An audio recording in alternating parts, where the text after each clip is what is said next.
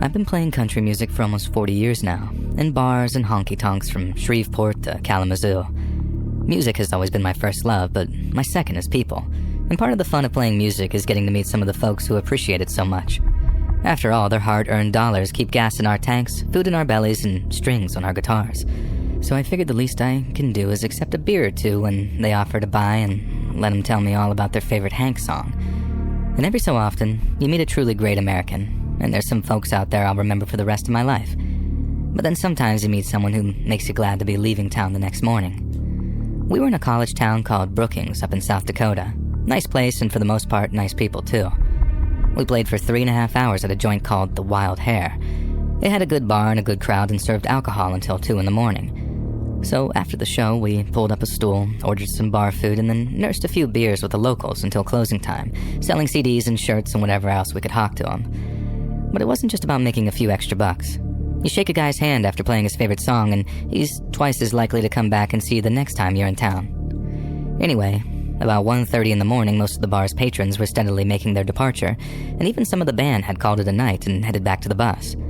In the end, it was just me sat on a bar stool and our drummer, Larry, trying to convince people to play a round of pool with him. I was getting ready to head out when some old-timer slumps down on the stool next to me and starts telling me how we played a damn good show. I told him I appreciated it, and then we got to talking about music and what it's like touring the country and living on the road. I remember how after ordering us the last couple of beers, the stranger asked me if we ever broke down, like out in the middle of nowhere. I told him sure once or twice, but that sleeping at a truck stop could sometimes be way scarier than sleeping on some dirt road outside of Nowheresville, USA. He then asked if we carried any protection on the bus with us, and by protection, I don't mean the kind you keep in your wallet. I told him our driver, who doubled as security on an informal basis, was usually packing a pistol of some kind and that, sure, there was occasionally a gun or two on the bus depending on where we were and who was touring with us. I made a joke about how I hoped he wasn't an ATF agent, and the guy laughed before swearing on his mama that he wasn't no Fed. He then asked if our driver had ever had to use his pistol. I told him we'd been in some sticky situations and had some real close calls, but that by the grace of God, I'd never seen anyone shot. He then started telling me how not only had he once been forced to defend his life and property, but he'd taken the lives of 3 men who tried to kill him. I asked if he was a veteran, because he looked about the age to have served in Korea or maybe World War II, but he shook his head. Never served a day in his life. It had been a home invasion, and according to him, it was the most significant event of his entire life. The old-timer said that he lived in a big house that he'd bought many years before to house his wife and 5 children. But after a car accident claimed her and their 2 daughters, and his sons grew up and moved elsewhere, he was left all alone. That kind of lifestyle suited the old-timer for a while, but then crystal meth got a hold of a lot of the folks around that county and everything changed. Theft and violent crime went through the roof, and once all the gas stations, liquor stores, and credit unions had been hit, the tweakers started targeting people in their homes. The first time the old-timer was robbed, the tweakers took one of his air conditioning units while he was at work. They must have figured that it was just him living there alone, because they start targeting the guy's house at least once, sometimes twice a week. He takes to staying up on his porch with a pot of coffee and a shotgun, just waiting for them to show up. Depriving himself of sleep like that damn near made him sick, but one night, he sees lights at the end of his driveway. Minutes later, 2 tweakers are sneaking up the path, then, just as they come close enough, he fires off a warning shot over their heads. But then, instead of just taking off like scared jackrabbits, the tweakers start shooting back as they run off. The old-timer ducks for cover as bullets come flying at him. Then the last thing he hears before the tweakers drive off is, "We'll be back, you dumb son of a bitch. And when we do, we're gonna kill you." And the old-timer goes to talk to the town sheriff, who tells him that while he'd every right to use lethal force to defend himself against deadly threats, it might not be such a good idea if he was outnumbered and outgunned by a bunch of jacked-up tweakers. And under any other circumstances, the sheriff might have placed 2 of his boys on a nearby highway to act as a kind of quick reaction force. But given the recent meth-fueled crime wave, he didn't have the bodies to spare. And the old-timer said the sheriff told him how, on this occasion, it might be best that he made himself scarce for a few days once he made sure that he was up to date on his home insurance payments. He was entitled to stand his ground and put up a fight, but he had to ask himself, was that old empty house worth dying for? And that old-timer said that he told the sheriff that he was right, and that he'd head out of town for a few days before returning home, picking through whatever was left and spiking a for sale sign in the front yard. He even stopped by the sheriff's department to let him know that he was heading out, but not before making a few arrangements and tending to a few pieces of unfinished business. A few days later, this guy rolls back into town to find bullet holes all over the rear doors of a moving truck that he'd rented before heading out of town. The house was fine, everything was in its place, but someone appeared to have shot up the moving truck. This guy's checking things out and sees no one's tried to break into the cab, but after opening up the back of the truck, he finds 3 dead bodies. A short while after, the sheriff arrives and this guy said everyone was almost gagging from how bad the smell was inside the truck. But he also said that it didn't take long to figure out why the inside smelled so bad. Before shooting and stabbing the hell out of each other, 3 local tweakers had decided to use the rear storage of the truck as a bathroom. Then at first glance, after relieving themselves, the tweakers closed the truck's door, then proceeded to cut each other up and blow each other away. The sheriff said that he'd never seen anything like it. But then again, all kinds of weird things have been happening since meth took over the narcotics scene. The old-timer said that once the scene was all cleaned up, the sheriff told him that those tweakers had accidentally locked themselves in the back of the moving truck because by the looks of things, the lock had malfunctioned and couldn't be opened from the inside. According to the sheriff, if it wasn't for the triple murder, the truck company might be liable for damages. But then, the company might well have proof of maintenance, as they often do, meaning they could prove the malfunction was down to a consumer fault. And the old-timer said the sheriff then asked him, real plain, if he had anything to do with that lock not working. And he said no. So that was just about the end of it. Only that wasn't strictly true about the old-timer not doing any lock tinkering, and not only had he heavily tampered with the truck's lock, but he'd never even left town in the first place. The old-timer told me that he'd rented the most secure hauling truck possible, one that was almost impossible to break into from either inside or outside. He then tinkered with the interior lock, tested it out on an unwitting friend of his to make sure it wasn't functional from the inside, then got busy with the next stage of his plan, making the back of that truck look like it was loaded up with electronics.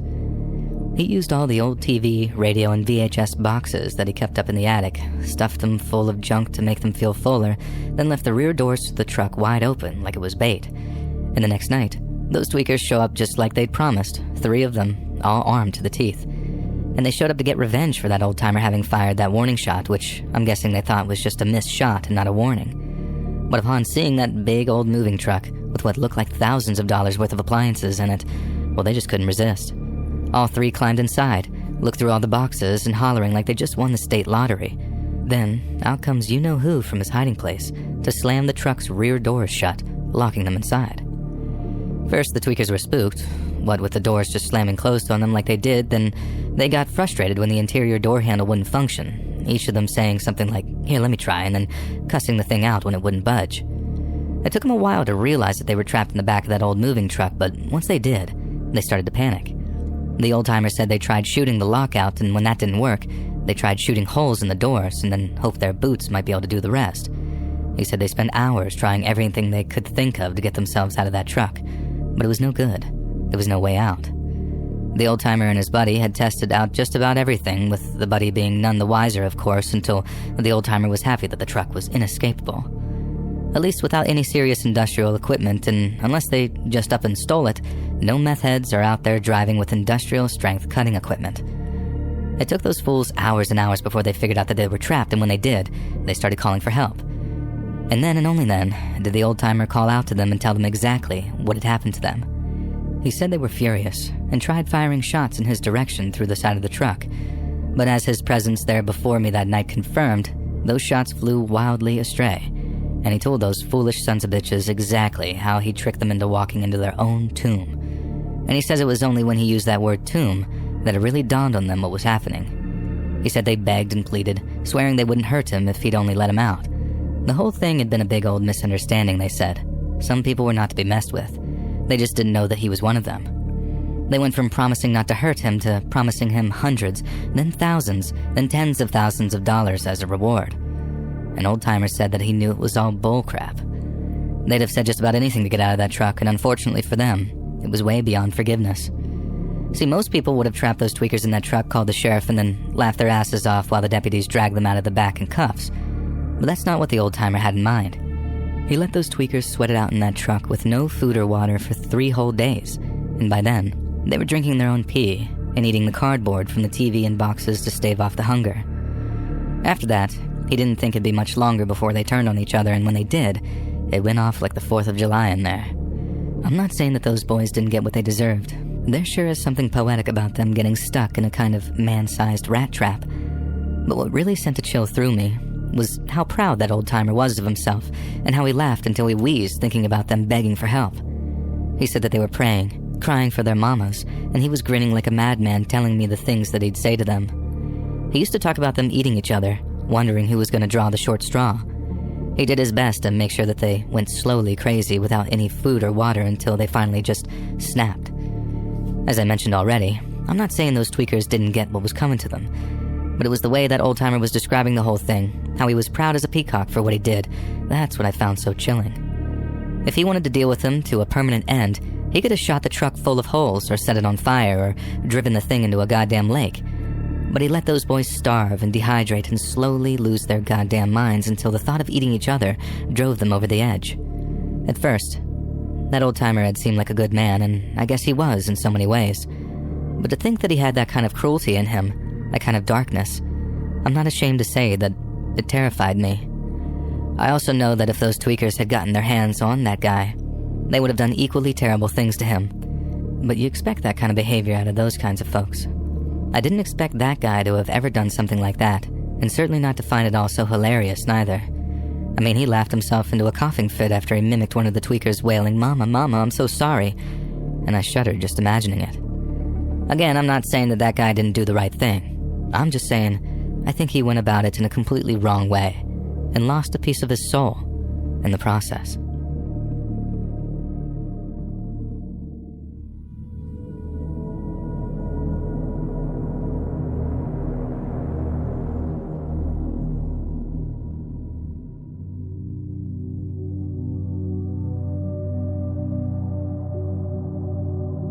I was a real idiot when I was younger. I got hooked on Oxycontin, got in trouble with the cops, then ended up faced with two choices. Either go to jail or take part in a state-mandated rehab program called The Farm. The Farm was, unsurprisingly, a farm, and I'm guessing its owner had friends in high places because he managed to wrangle himself a deal whereby he could get himself all the dirt-cheap labor he needed so long as they were all troubled youths facing jail time. I guess that sounds real exploitative or whatever, but looking back on it, I'm not sure it was the farmer who benefited more. I guess I can't speak for the other kids, but working in that place sure as hell saved my ass. And sometimes I think it just might have been a stroke of genius sending us to that place, because picking up trash on the side of the highway is one thing, but seeing how putting time and love into something really can create something beautiful, it fixed a part of my brain I didn't know needed fixing. I made friends at the farm that I still talk to. Granted, it's on Facebook because we live at opposite ends of the country now, but the point still stands. It gave me discipline and self-belief, which is amazing considering I showed up expecting it to be nothing but baby jail. But then, I guess it's the irony of ironies that all of the crazy stuff I did on the street, it all kind of pales in comparison to something I went through at the farm. So when you first got to the farm, you were assigned a job and a roommate. Your job could be anything from livestock and crop management to irrigation or pest control, but your roommate was there for one purpose alone, to help break you into the routine and make sure you stayed on track. These roommates were ideal for the role because the system was working for them and they could talk from the heart about how it could work for the newbies too. And that's how it worked with my mentor anyway, and when it came time, I gladly accepted the role myself. I knew it'd be a challenge, and I'm sure I myself was a challenge when I first arrived, but I also knew that I had to give something back before I left the program and moved on with my life. Not everyone made it to mentorship level, and as cheesy as it might sound, I considered it an honor and a privilege. For the first time in my life, I felt truly appreciated and wanted to share my own appreciation in return. So around 9 months into the program, I'd risen to the position of livestock supervisor and had been given my own 2-bedroom living quarters in preparation for receiving my mentee. Obviously, the dorms were very strictly divided by gender, so I knew my mentee was going to be female. But what I didn't know, and had no way of knowing until I met her, was how cooperative she was going to be. If she was chilled out, repentant, and receptive, then the next month would be an absolute breeze for me. But then if she wasn't, I knew things could get very rough. I'd already heard a bunch of horror stories on how troublesome uncooperative mentees could be when the rubber really hit the road, and in 1 or 2 classes, fights had broken out between the mentors and their roommates. I really didn't want that to happen, so my whole game plan focused on pacification and building a rapport between myself and my mentee. Pretty much the exact same tactic my own mentor took back when I first arrived at the farm. So, the day my mentee was due to arrive, I was actually really excited to meet her, and I wasn't in the least bit discouraged by her attitude upon arrival. Now, she obviously didn't want to be there, but very few did upon first touching down, so I understood her reticence and took it in my stride. Since I was still in livestock, she accompanied me on a few days' work with the animals after her induction was finished. And although she really didn't take to it at first, she warmed up with time and showed rapid improvement. She was due to be with me for a month, and the month could have either been very short or very long, and by about week 2, it was looking like it was going to be the short kind. Shauna, my mentee, was fitting and well, and although her attitude needed major work sometimes, we were making some major breakthroughs together. And then came the day that the cops arrived, 2 of them, and I spotted them talking to a very concerned-looking group leader. I walked over, mainly intent on listening in on what they were saying, but when the group leader spotted me, she called me over to talk. I found out the cops had driven all the way out from the city because they were looking for someone, and that someone just so happened to be my mentee, Shauna. They didn't just want to talk to her either.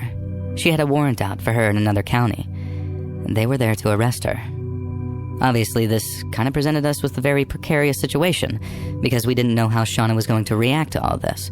She could potentially be going back to jail for whatever she'd done, so if she saw the cops coming, she might just try and run. I mean, it wouldn't be the first time, and she's been so volatile at the beginning that no one could be 100% sure about what she'd do. But then, as we were thinking about it, I had an idea. If I could go and talk to her first and break the bad news, it might be received better coming from me instead of cops. I remember how, when I was on Oxys, just the sight of a cop would give me major anxiety. And I don't know, maybe in another life I'd have made a run for it too. And all that progress, all that hope, so suddenly and cruelly being taken away. It was a nightmare, but one that was about to be Shauna's reality in the next couple of minutes, unless I was there to soften the blow. Once the plan was agreed upon, I walked off towards the dorms to where I was pretty sure Shauna was just kind of chilling in her room. She was right where I expected her to be when I walked in, and I sat down in the bed opposite her and told her how we needed to talk. I think she genuinely had no idea that other warrant was out for her because when I dropped the news, she was devastated. To say it was emotional would be the understatement of the century, and she actually did bring up the idea of just running off before the cops could see where she went. But then somehow, I managed to talk her into just going with the cops to see what the warrant was about because it was better to face the music than run from it and make things worse.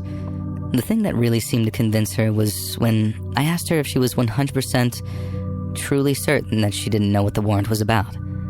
Then when she gave me yet another convincing no, I told her that it couldn't have been that serious. She'd remembered robbing a liquor store or shooting someone, but if she seriously didn't remember and wasn't blackout drunk when it happened, then it couldn't have been any worse than a missed court date or a traffic violation. Shauna calmed down a little like, damn, you're right. And after promising that the group leaders would put in a good word for her so that she might be able to come back, she agreed to follow me over to where the cops were waiting. I remember how we were walking side by side after we left the dorms. But when we turned the corner of the community hub and the cops came into view, Shauna slipped from my side and started to drop back just a little. It was obviously just a little hesitancy on her part, but I figured we were over that and kept encouraging her. But when I looked back in her direction after she totally slipped from me, I didn't notice that she was reaching for something. But she must have been because I looked back towards the cops and the next thing I know, there's a knife at my throat. I just froze for a few seconds. And feeling the knife to my throat was one thing, but realizing it was Shauna that was holding it was another thing entirely. I was completely blindsided, and all I could do was just stand there as Shauna held my head with one hand and the knife with the other, as cops drew their weapons and started to approach. Shauna started telling me to walk backwards, which I did, but I think the movement kind of kicked my brain into life because the words, "What are you doing?" just started tumbling out of my mouth. I said stuff like, "Shauna, what are you doing? Shauna, think about what you're doing." And she responds, "I know what I'm doing. I'm not going to jail. I'm getting out of here."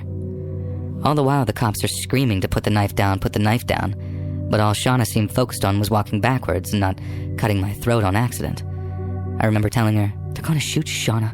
They're going to kill you if you don't stop." And she just yelled at me to shut up and keep walking, which again, is what I did. Kids had come running to see what was going on because they could hear all the yelling. And so as we're walking backwards, almost hip to hip, there's this big gathering of kids all watching from near the community hub. And it was chaos. But I never once believed Shauna would ever do me any harm. It was just a desperate attempt to avoid going to jail, and as soon as she got to the trees over near the livestock fields, she was going to make a run for it. But that's not what happened. There was about a minute where I was trying to convince her to let me go, but Shauna was too busy trying to get the cops to keep their distance. She was yelling at them to stay back and all this other stuff and totally ignoring anything that I had to say to her. But then there was this moment when she stopped, and it was like she came back to me for a second. At first, she told me to shut up again, but I kept telling her how what she was doing wouldn't work. If the cops didn't catch her on foot, she'd end up running from them on her own in a place where she was unfamiliar with. If she stuck to the roads, she'd be in cuffs within hours. But if she stuck to the woods, it'd be her versus the bears and cougars and Mother Nature. And I told her again, this won't work, Shauna. And in reply, she told me, yes, it will, because they'll be too busy trying to save you than to chase me. I could write all night, I guess, and still not even get close to how terrified those words made me feel. And like I said, I was 99.999% convinced that Shauna meant me zero harm and had just panicked when she realized she was going to jail. But maybe she even remembered what the warrant was about and remembered that it was way worse than she first thought. Who knows? Not like she's around to ask her either. And the last thing she yelled as she intended to draw the blade of that knife across my throat was, I'm sorry. But she didn't just say it, she yelled it. And I guess that was all the cops needed to hear. She yelled that apology and I felt the blood hit my face. But it wasn't mine. It was Shauna. After one of the cops heard her cry, took aim and pulled the trigger. I had a tiny cut where the knife nicked me as she fell, but other than that, I was completely unharmed. Shauna, on the other hand, was probably dead before she even hit the dirt. The cop put the bullet right through her brainstem, and there was a hole in her face between her nose and her eye. I just started screaming. Like I didn't know if I had been shot, how bad the cut to my throat was, because, like I said, it was bleeding a little and I was in a state of complete hysteria. I got down on my knees and started trying to wake Shauna up, like shaking her. I thought that there'd be a chance that she'd survive the shot. I mean, people survive crazy head wounds sometimes. But I think I just knew, maybe from the look in her eyes, that there was no more life inside her anymore. That day was the worst of my entire life. It's not something I'll ever get over either. I've just learned to live with it. I know Shauna had to die so that I might live, and I heard the sureness in her voice, and I know in my heart that she might have been about to kill me. But that doesn't mean that every single day I don't think about her and wish that she'd made a different choice.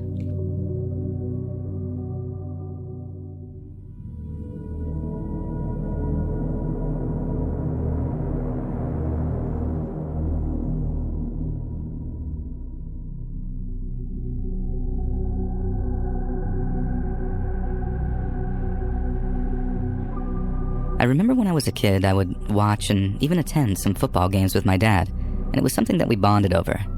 When he passed away when I was in the 10th grade, I stopped watching football though. It just didn't appeal to me like it did when I would watch it with my father.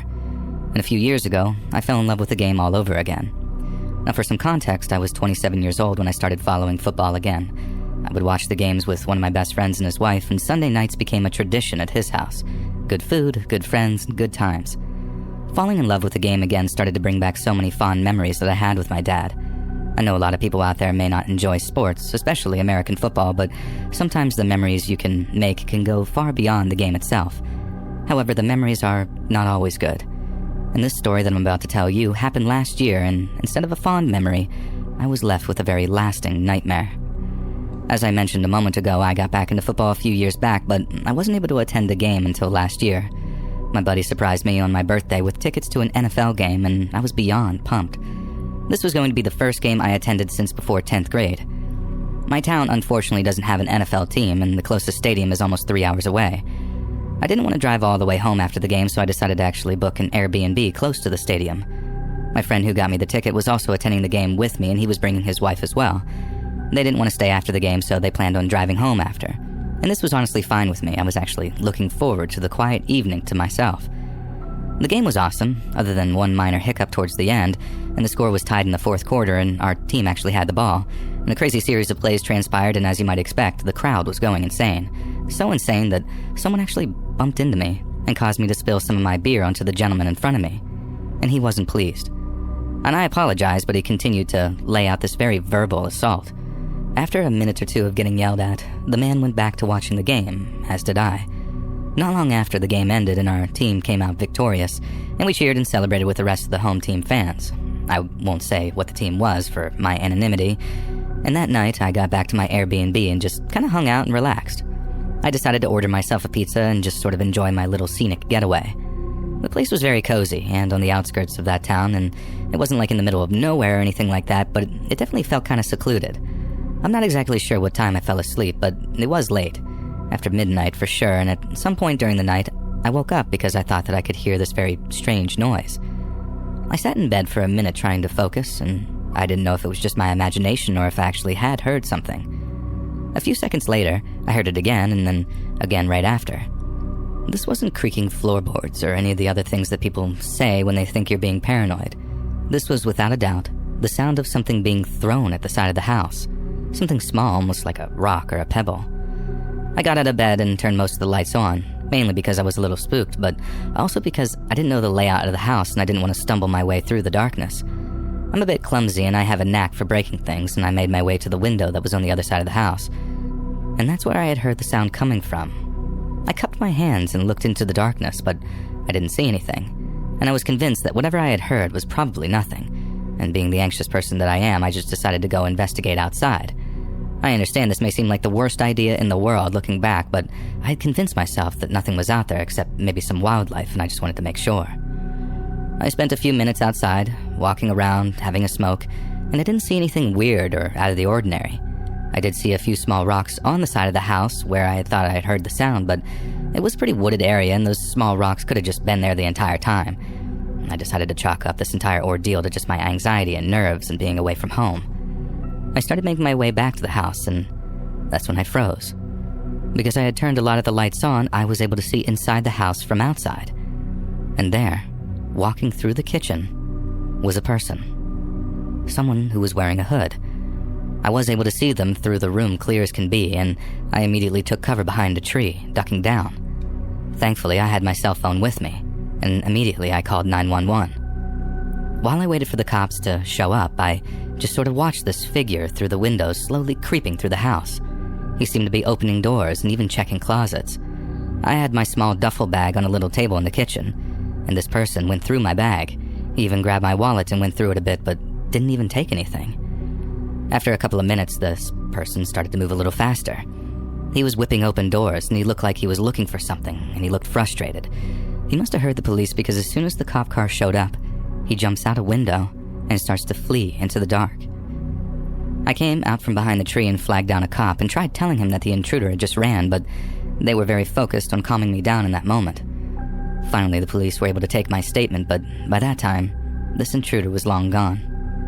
To my knowledge, they never caught this person, and nobody knew what he was doing or who he was looking for. The owners of the house were alerted by the authorities, and they claimed that they had no idea why anyone would do that, and I believe them. I remember telling my buddy the story that next morning, and he believed that it might have actually been that disgruntled fan from the football game, the one that I spilled beer on. I think it would be outrageous and borderline improbable for an intruder to have followed me all the way home, but the more I thought about it, this person did fit the profile of that crazy fan. He was even wearing the same color as the team, but that might have been common for the area as well. And this all could have easily been a coincidence, but I don't know. It really made me think. And it's really scary that sometimes people out there can just do things like this, and we truly will never know why.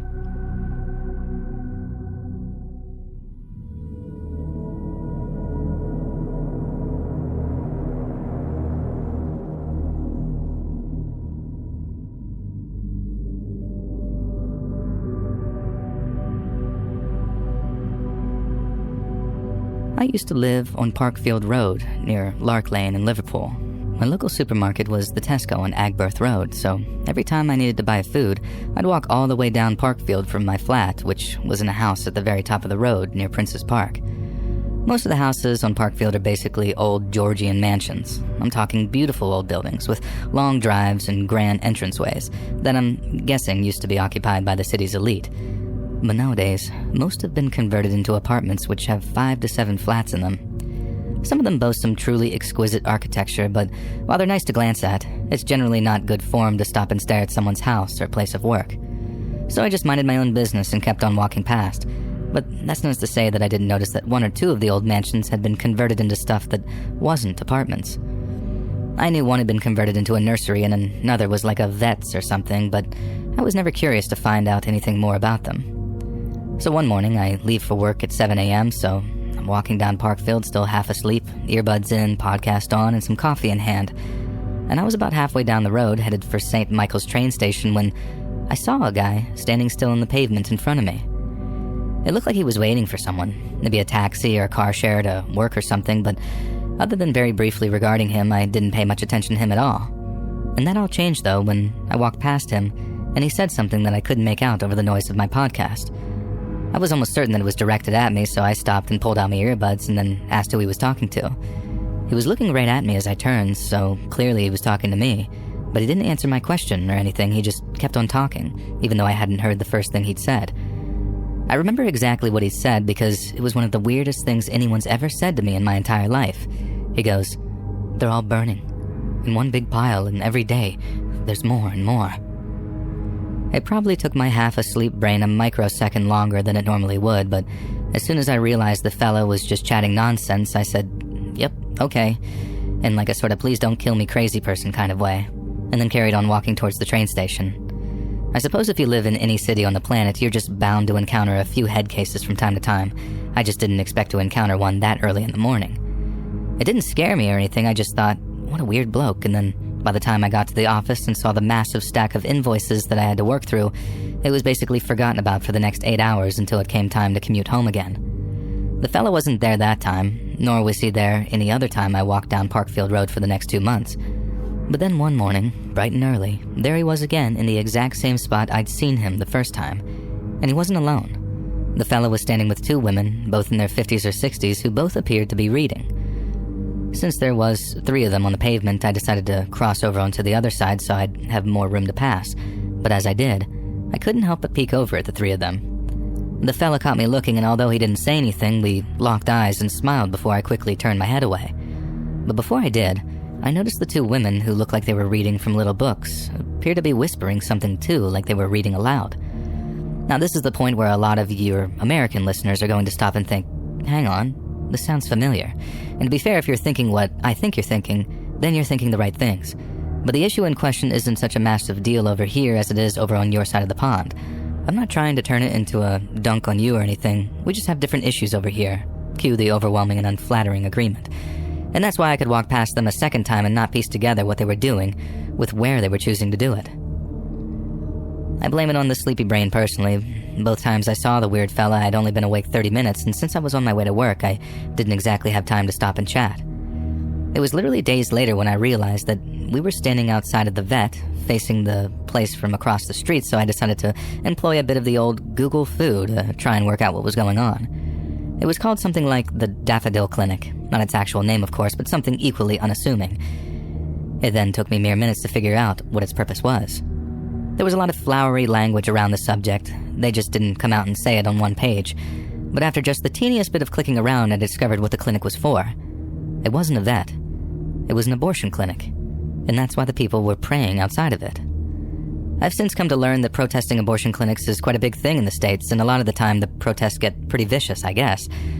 Now, before the comments section erupts, I'd like to make it clear that I'm not trying to cast aspersions on anyone.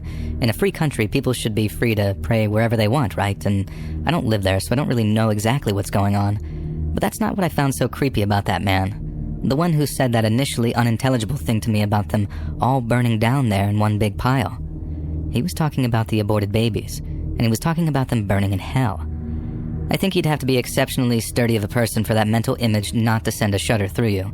It certainly did with me once I realized what that guy was referring to. Sometime after that, I heard about the fella getting arrested. I'm guessing someone reported him to the police and that he was in the habit of saying things to people as they walked past. I don't know what law that's breaking, but that's just not on, is it? Saying things about babies burning in hell to people going through a horrible period in their lives. Now, I know this can be a controversial topic, but I don't know. If you're gonna pray, do it quietly across the street like those 2 women.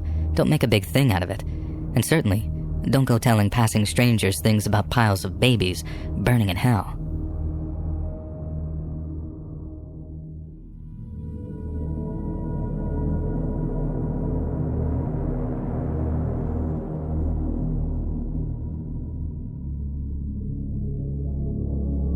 My mom and I moved around a lot when I was a kid.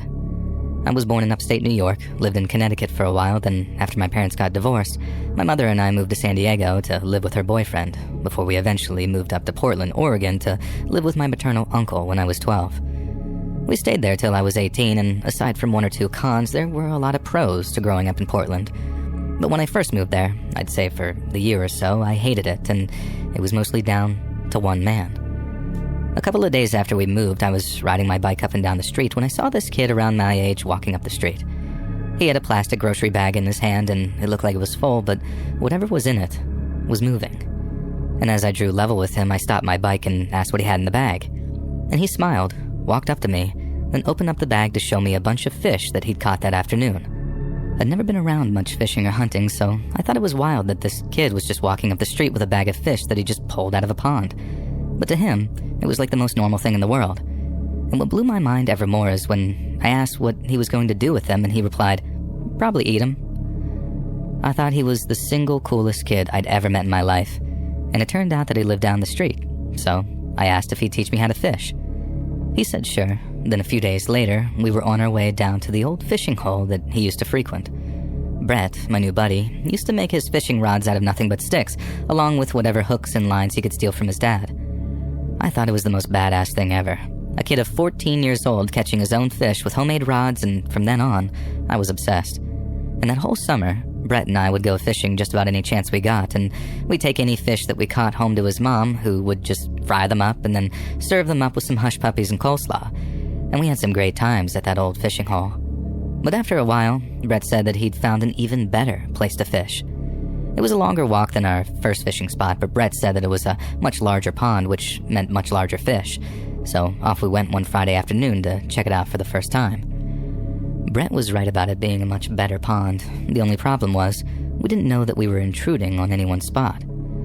People can get real grouchy if you're too close to their preferred fishing spot, and downright angry if you try and supplant them altogether. So we were actually aware that someone might come along and take issue with us being there. And then lo and behold, it took just hours before someone did. We were sitting on the edge of the pond when we suddenly heard someone yelling, "Hey, what the hell do you boys think you're doing?" And our heads spin around, and Brett and I both see this 50-something guy with a bald patch and a pot belly wearing a black t-shirt and khaki shorts. We told him we were just fishing, and he started asking if we had permission, if our parents knew what we were doing, basically all this stuff to try and get us to leave. Brett starts talking back to the guy, asking if our new spot was on his land, and he said no, but that it must have been someone's land, and he'd call the cops on us if we didn't make ourselves scarce. I was about to suggest that we just leave and come back later or something when we heard another voice from the opposite side of us asking what the problem was. Brett and I once again turned around to see a second guy walking towards us from the opposite direction. He looked to be about the same age as the guy trying to chase us off, but was taller, skinnier, and had well-combed hair and wore a cardigan, kind of like Mr. Rogers if Mr. Rogers wore glasses. The angry guy started explaining that we had no right to be fishing there, especially without a license, but then the guy with glasses said it was his land that we were fishing on and that we had his permission to be there. I remember how he said, "You can call the police if you like, but I don't think they'll appreciate you wasting their time, do you?" And the pot-bellied killjoy guy looked all flustered for a second, then walked off grumbling to himself about how kids got no respect these days. Now once the guy was out of earshot, we thanked the Mr. Rogers look-alike for having our backs and also for giving us permission to fish on his land. And he just chuckled and said, "This isn't my land," but that guy was a jerk-off. And he told us his land boundary was about a half-mile back, but that he liked walking out that way because of all the wildlife and stuff. Seeing as we were on public land, we'd have to relocate if the cops did show up, but Mr. Michaels, as he called himself, had bought us a little time before anyone else came along who found reason to bother us. Obviously, we thought Mr. Michaels was awesome, and he seemed very impressed by Brett's improvised rods, and then after a brief exchange, he carried on with his nature walk and we just carried on fishing. With it being our regular fishing spot, we visited that larger pond as often as we could that summer, and every so often, we'd spot Mr. Michaels out on one of his walks. At first, all he'd do was come talk to us a little, ask how the fish were biting, stuff like that. But then after a while, he'd see us, say hi, and then come back around 20 to 30 minutes later with some of his wife's baking or some cold cans of soda, whatever you could spare. Mrs. Michaels must have been an incredible baker because whatever he brought us was guaranteed to be good, and sometimes he'd stop and eat with us, enjoying the scenery and asking us questions. Most of the time we'd talk about nothing in particular, either fishing or baseball or school. But then one day, Mr. Michaels asked us if either of us had girlfriends. Now I was 12 and Brett was almost a whole year older at 13, and though we'd experienced very innocent crushes here and there, we didn't have girlfriends or anything like that. Mr. Michaels asked if there were any girls at school we liked, and having already discussed the topic, both me and Brett were like, no, not really. Mr. Michaels laughed and told us, well, don't force it. The world's gonna tell you how you should want all sorts of different things, but the only thing you should be paying attention to is what your heart tells you. Pretty wholesome, right? We thought so too. I mean, we thought Mr. Michaels was just about the coolest person either of us had ever met, and having grown up without a stable father figure in my life, I definitely appreciated having someone like that around. Especially when Brett had to go visit some relatives out of state and I was left on my own if I wanted to go fishing. I had my own homemade fishing rod by that point, so it wasn't like I had to ask Brett to borrow his. I used to walk down to the fishing hole whenever I wanted, dig up a few worms, and then get to luring the biggest fish possible out into the shallows. Fishing was just as much fun as it was with Brett, but I used to worry about being alone. I was always short for my age, and with my slight stutter, people who didn't know me all that well tended to think that I was either much younger or much dumber than I was, which naturally made me a very ripe target for bullies. I didn't think that I had to worry about that out near the good old fishing spot, as I tended to just see Mr. Michaels on his walks or stopping by to deliver some muffins. But then one day, Mr. Michaels stopped by while I was fishing and started acting a little weird. He used to ask us questions from time to time, just about our lives and such, and that day, Mr. Michaels started asking me about my family. I told him everything, or at least almost everything, that I had moved around a lot and that I had a dad, and then a stepdad, and then no dad at all. He then asked if I liked living with my uncle, and I said it was whatever, and that my mom would probably move us again soon. Mr. Michaels usually had some piece of worldly advice to offer, something that would cheer us up or help us look on the bright side of things. But when I said that thing about probably moving soon, he didn't say anything at all. He just got up, walked off, without even saying goodbye. That wasn't like Mr. Michaels at all, but at the time, I wondered if something I'd said hit a little too close for comfort. I might have been 12, but I wasn't dumb. I knew grown-ups got upset over weird things, or not weird, but things they either couldn't or wouldn't explain to me. I figured it was either something like that, or that he felt guilty for bringing up a sensitive subject. I noticed a lot of adults seemed to show sympathy for me whenever the subject of family came up. It was something I've been dealing with ever since my parents' divorce back when I was like 6 or 7. So maybe Mr. Michaels just felt bad all of a sudden and walked off because he was kind of choked up. I say all this because I thought about it a lot, and I did so because I had time to think about it a lot. Because all I did after he walked off was sit there fishing for another few hours before finally calling it a day and walking back home with my meager catch. The next day I headed back down to the fishing hole after lunch, and after about an hour of sitting there, Mr. Michaels showed up again. He greeted me warmly as he approached, so I figured all of yesterday's awkwardness had been forgotten. He didn't bring it up at first, he just acted like it never happened, which was honestly fine by me because I didn't want to talk about it either. He just walked up, sat down next to me, and asked how the fishing was going. We made small talk for a few minutes about the fishing, the weather, stuff like that, and then he said something like, I want to apologize for just walking off like that yesterday. I told him it was fine, and he went on to explain that he too had grown up in an unstable family. My situation reminded him a little too much of his own, which, as I said, was one of my initial suspicions. Mr. Michaels then said that family wasn't always a matter of blood, and that the best part about growing up was that, at least to a degree, you got to choose your own family. I figured that was probably the poignant, life-affirming thing that he wished that he'd said the day before, and I appreciated it all the same. And I also appreciated it when he said that if I wanted to, I could consider him a member of that chosen family, but only if I really wanted to. I told him sure, and thanked him, but I knew it was kind of a platitude. He just felt bad hearing a kid talk about the same kind of childhood he went through, and all he wanted to do was make me feel better about it. But like I said, I'd been experiencing the same thing almost all my life, so while I knew to just be polite and thank people for whatever it was they'd said, it wasn't like it was some Hollywood moment where I burst into tears like, well, gee whiz, Mr. Michaels, does that mean you're gonna be my new dad? Instead, I asked Mr. Michaels if he had kids of his own, and he said yes. He had 2 girls, but they had all grown up and moved out, one to the city and one to college.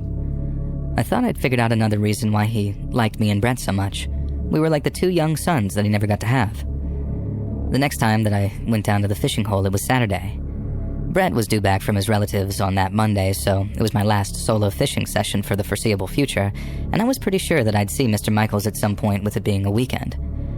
I was there for maybe an hour or so before he showed up, and when he did, we did our usual thing of making small talk and watching the world go by, until he turned and asked me a question. He asked if I thought about what he'd said, about a chosen family, and I said, sure, a little. He then asked if I liked the idea of him being a kind of father figure to me. And while I said, sure, I guess, it wasn't entirely out of courtesy. I liked Mr. Michaels, and so did Brett, and although the whole chosen family thing seemed kind of cheesy to me, I thought it was coming from a good place, so I figured I'd just go along with it. But then, Mr. Michaels started acting strangely again. He told me that the bond of family came with a certain kind of love, and I just sat there wondering where he was going with that. And then he went on to say that over the previous few weeks, he'd come to develop feelings of familial love, and that he'd been wondering if those feelings were reciprocated. He spoke real fancy like that at first, and I guess because he was beating around the bush. But I think that he must have saw the look on my face and figured it was there because I didn't understand him. Because in the next moment, he just straight up asked me if I loved him. There was a brief pause before he clarified that it was that familial love that he was talking about, and I remembered giving him a very reluctant, sure, I guess so. But he wasn't done. This is the point where I think Mr. Michaels was another one of those adults who thought that I was a little slow because of the way he was talking to me. It was like he was talking to a much younger kid, or maybe one with a learning disorder or something. 12 isn't 18, but I was still like, why is he talking to me like this? I knew something wasn't right. I just couldn't see exactly what was happening. Not until Mr. Michaels began to talk again. He told me that people who love each other sometimes touch one another as a way of expressing that love. And that's the point where I started to feel truly uncomfortable. Mr. Michaels saddled up to me a little, and I remember feeling my body tense up as he did. I realized where he was going and what he was trying to do, and it made my skin feel like it was going to crawl off my bones. Mr. Michaels then asked in this sort of shaky voice if he could touch me as a way of expressing his love. And the moment he finished his sentence, I got up and walked off without saying a word, just like he did the day before. I remember walking back to my uncle's house, and at the risk of sounding overly dramatic, it was almost like that part from the opening of Saving Private Ryan, if you know that movie. Do you remember the part where Tom Hanks has just kind of sat there on the beach and he's having some kind of episode where his ears are ringing and everything seems like it's really far away? That's honestly what it felt like walking back to my uncle's place. I just felt kind of numb. Like I was so trapped in my own thoughts that everything else seemed far away, or like sort of background noise.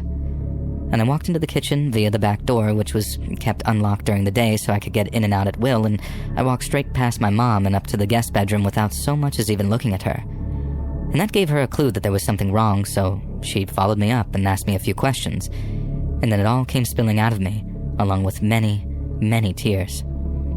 I think one of the worst things about it was I was old enough to actually understand what was happening. It's a terrible thought, but I guess some kids get touched so young that it becomes sort of a repressed memory. I'm not a psychologist, but I know that's a thing. But that obviously wasn't the case with me. And the second Mr. Michaels mentioned touching after asking if I loved him, my first thought was basically, oh my Jesus titty-slapping Christ, Mr. Michaels is a predator. I wasn't confused on what his intentions were, even if he was trying to put such an innocent mask on such an ugly thing. And honestly, it absolutely destroyed me. It was the idea that someone so nice, so seemingly nice anyway, could have such vile intentions, and that he could be so cunning about it. I mean, he'd been slowly, steadily, and patiently grooming us for almost 2 whole months.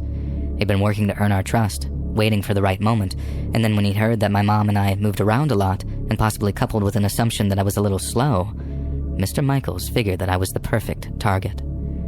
He was wrong, of course, and I got away before he could do anything, but simply the fact that he considered me a target was something I found incredibly disturbing and upsetting. Now, this was back in the late 70s, and honestly, I'm not sure what kind of reaction it'd get now, but after I told my mother, she told my uncle, and when my uncle told the local sheriff, they did something. I don't know what it was, because I don't think they ever officially arrested Mr. Michaels. All I know is that one day I was told that I didn't have to worry about him anymore, and that he'd moved someplace far, far away. We were told it was safe to go down to the good fishing hole again, without any fear of seeing old Mr. Michaels walking up in his cardigan and with a basket of his wife's baking. But that didn't have the desired effect, because I wasn't relieved to hear we'd never see him again. I was actually heartbroken. Brett was just as shocked as I was to find out Mr. Michaels was what he was, but his reaction mirrored my own in many respects. We were devastated to think that we wouldn't see him again, but not because we truly missed this guy, but because we realized Mr. Michaels never really existed in the first place, at least not in the way that he presented himself. It's kind of hard to articulate, I guess, but we knew we'd miss the Mr. Michaels who had our backs, who brought us food, and who gave us life advice. Only the brutal truth was that the version of Mr. Michaels we'd come to know was a lie. A person dreamed up by an incredibly dangerous predator whose goal was to lull us into a false sense of trust and security. And when the truth became clear, it changed the way I thought about adults for a long time. I guess you could call it our loss of innocence. The summer me and Brett realized that the world was much darker than it seemed. Many years later, when I was all grown up, I heard some radio evangelists talking about the devil. How he lies, how he deceives, how he tricks you into thinking he's your best friend before he turns and shows his real face. If that's the case, then I think I met him, and his name is Mr. Michaels.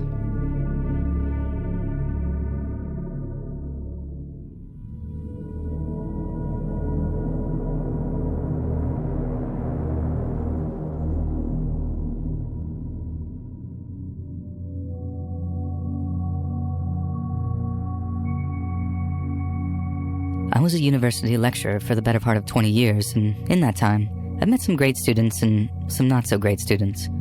One lad, an international student from a country that'll remain unnamed, was probably the most difficult student I'd ever come across, and his country of origin shall remain unnamed because, frankly, he was the only problematic student from that nation that I'd ever had the displeasure of dealing with.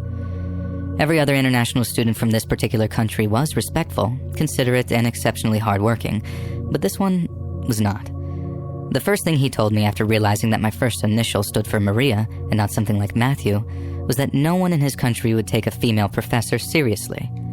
I simply replied if he wanted a passing grade, he could take the attitude of when in Rome. He seemed to find that amusing, and while he claimed that he'd show me all the respect I deserved, he did so with a deeply patronizing tone that suggested that he would never have done the same if we were in his nation of birth. And when it dawned on him that he'd actually have to work to get a passing grade, the student in question became incredibly ill-tempered and his performance dropped off completely. He became more and more problematic as the weeks went by until one day, he simply stopped attending lectures. Initially, I had absolutely no issue with this whatsoever because it had gotten to the point where he could be rather disruptive from time to time. But after a while, I started to wonder what was happening with him. I ended up asking a colleague if she'd heard anything about him, and I'll never forget the look on her face as she asked me, "You haven't heard?" As it turns out, the surly student that I'd had problems with had been arrested by the Cambridgeshire police on charges of kidnap, false imprisonment, and grievous bodily harm. It took a while for the whole story to come out because, at first, no one knew anything other than the crimes he'd been charged with. But it didn't take long for people to piece things together and link it to another worrying on-campus incident. About a week before the problematic student stopped attending lectures, someone had filed a missing persons report with the police. This person claimed a friend or housemate of theirs, a female Taiwanese student, had gone out for a drinks date with a fellow student and then failed to return home. Students staying over at each other's flats or dorms is a very common occurrence, so for the first 24 hours or so, no one batted an eyelid. But then after another 24 hours without any communication from her, the girl's friends became concerned. They contacted the police and gave them the name of their friend's date, and officers were dispatched to the date's home. And the date turned out to be the same student I'd had problems with, but he claimed to have no idea where she was. The police then tracked the girl's mobile phone and discovered it was within just 50 meters of the guy's flat. So back they went to ask him a second round of questions, but not before acquiring a search and seizure order from a local judge. This allowed them into the student's flat, where upon entry, they found their missing Taiwanese girl. After accompanying the male student for drinks, the student had followed the male back to his flat. He'd been perfectly nice and charming through the course of their evening, but upon arriving back at his flat, his demeanor must have changed completely. When she expressed a desire to leave, the student became violent, and when things became physical, he restrained her, tied her wrists and ankles, and then proceeded to beat and torture her with a cigarette lighter. The victim was told that it was her education on why she shouldn't leave him, and the sooner she accepted that she was his property, the sooner her ordeal would end. From what I understand, the whole thing caused something of an international incident at the university, and the girl's family wanted to see their daughter's abuser prosecuted to the full extent of the law, and he was. It's just the punishment wasn't anywhere near in line with the crime. Instead of being sent to prison, the student agreed to pay the victim a hefty sum in compensation before being deported from the UK and given a lifetime ban from returning. I know that's at least something, but hearing that he'd basically gotten away with it was just as shocking as hearing about what he'd done in the first place. There must have been an awful lot of diplomatic wrangling going on behind the scenes, and although I've only a cursory knowledge of it, I know the word of international relations can be a murky one indeed. It just makes me sick to think of that poor girl, of everything she went through, and know that the person who did it was simply able to buy their way out of a prison sentence. Because for men like that, prison is the only place for them.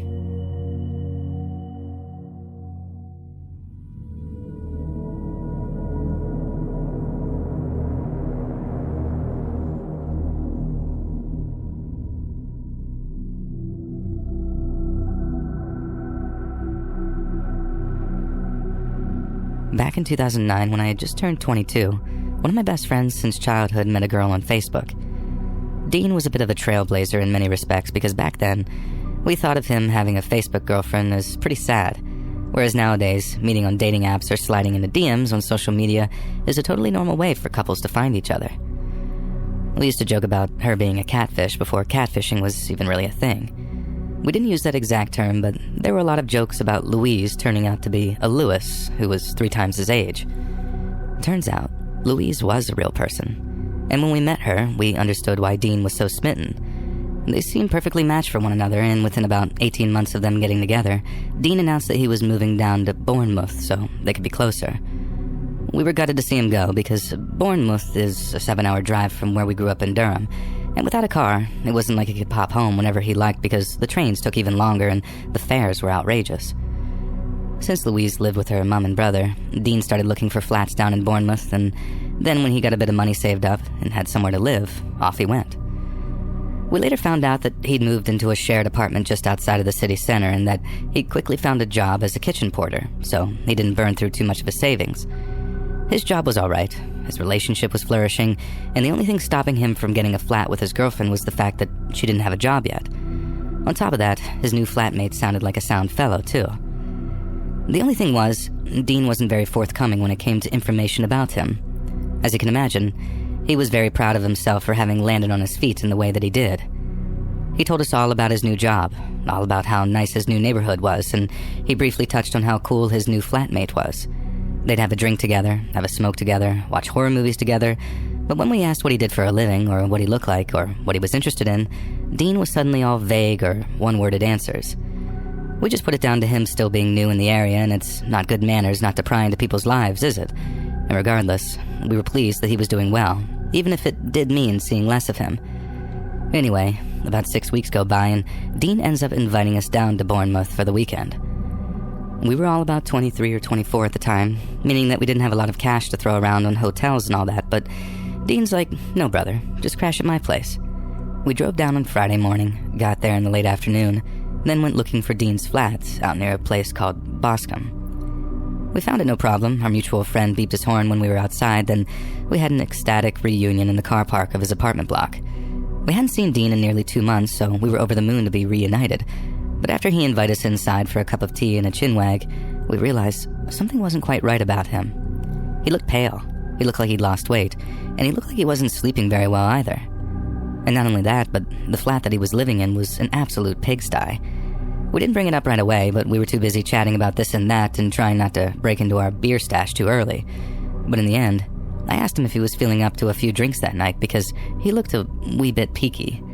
And I'll never forget how he let out a deep sigh before talking, and when he did, he told us that the last 2 weeks had been some of the most difficult of his whole life.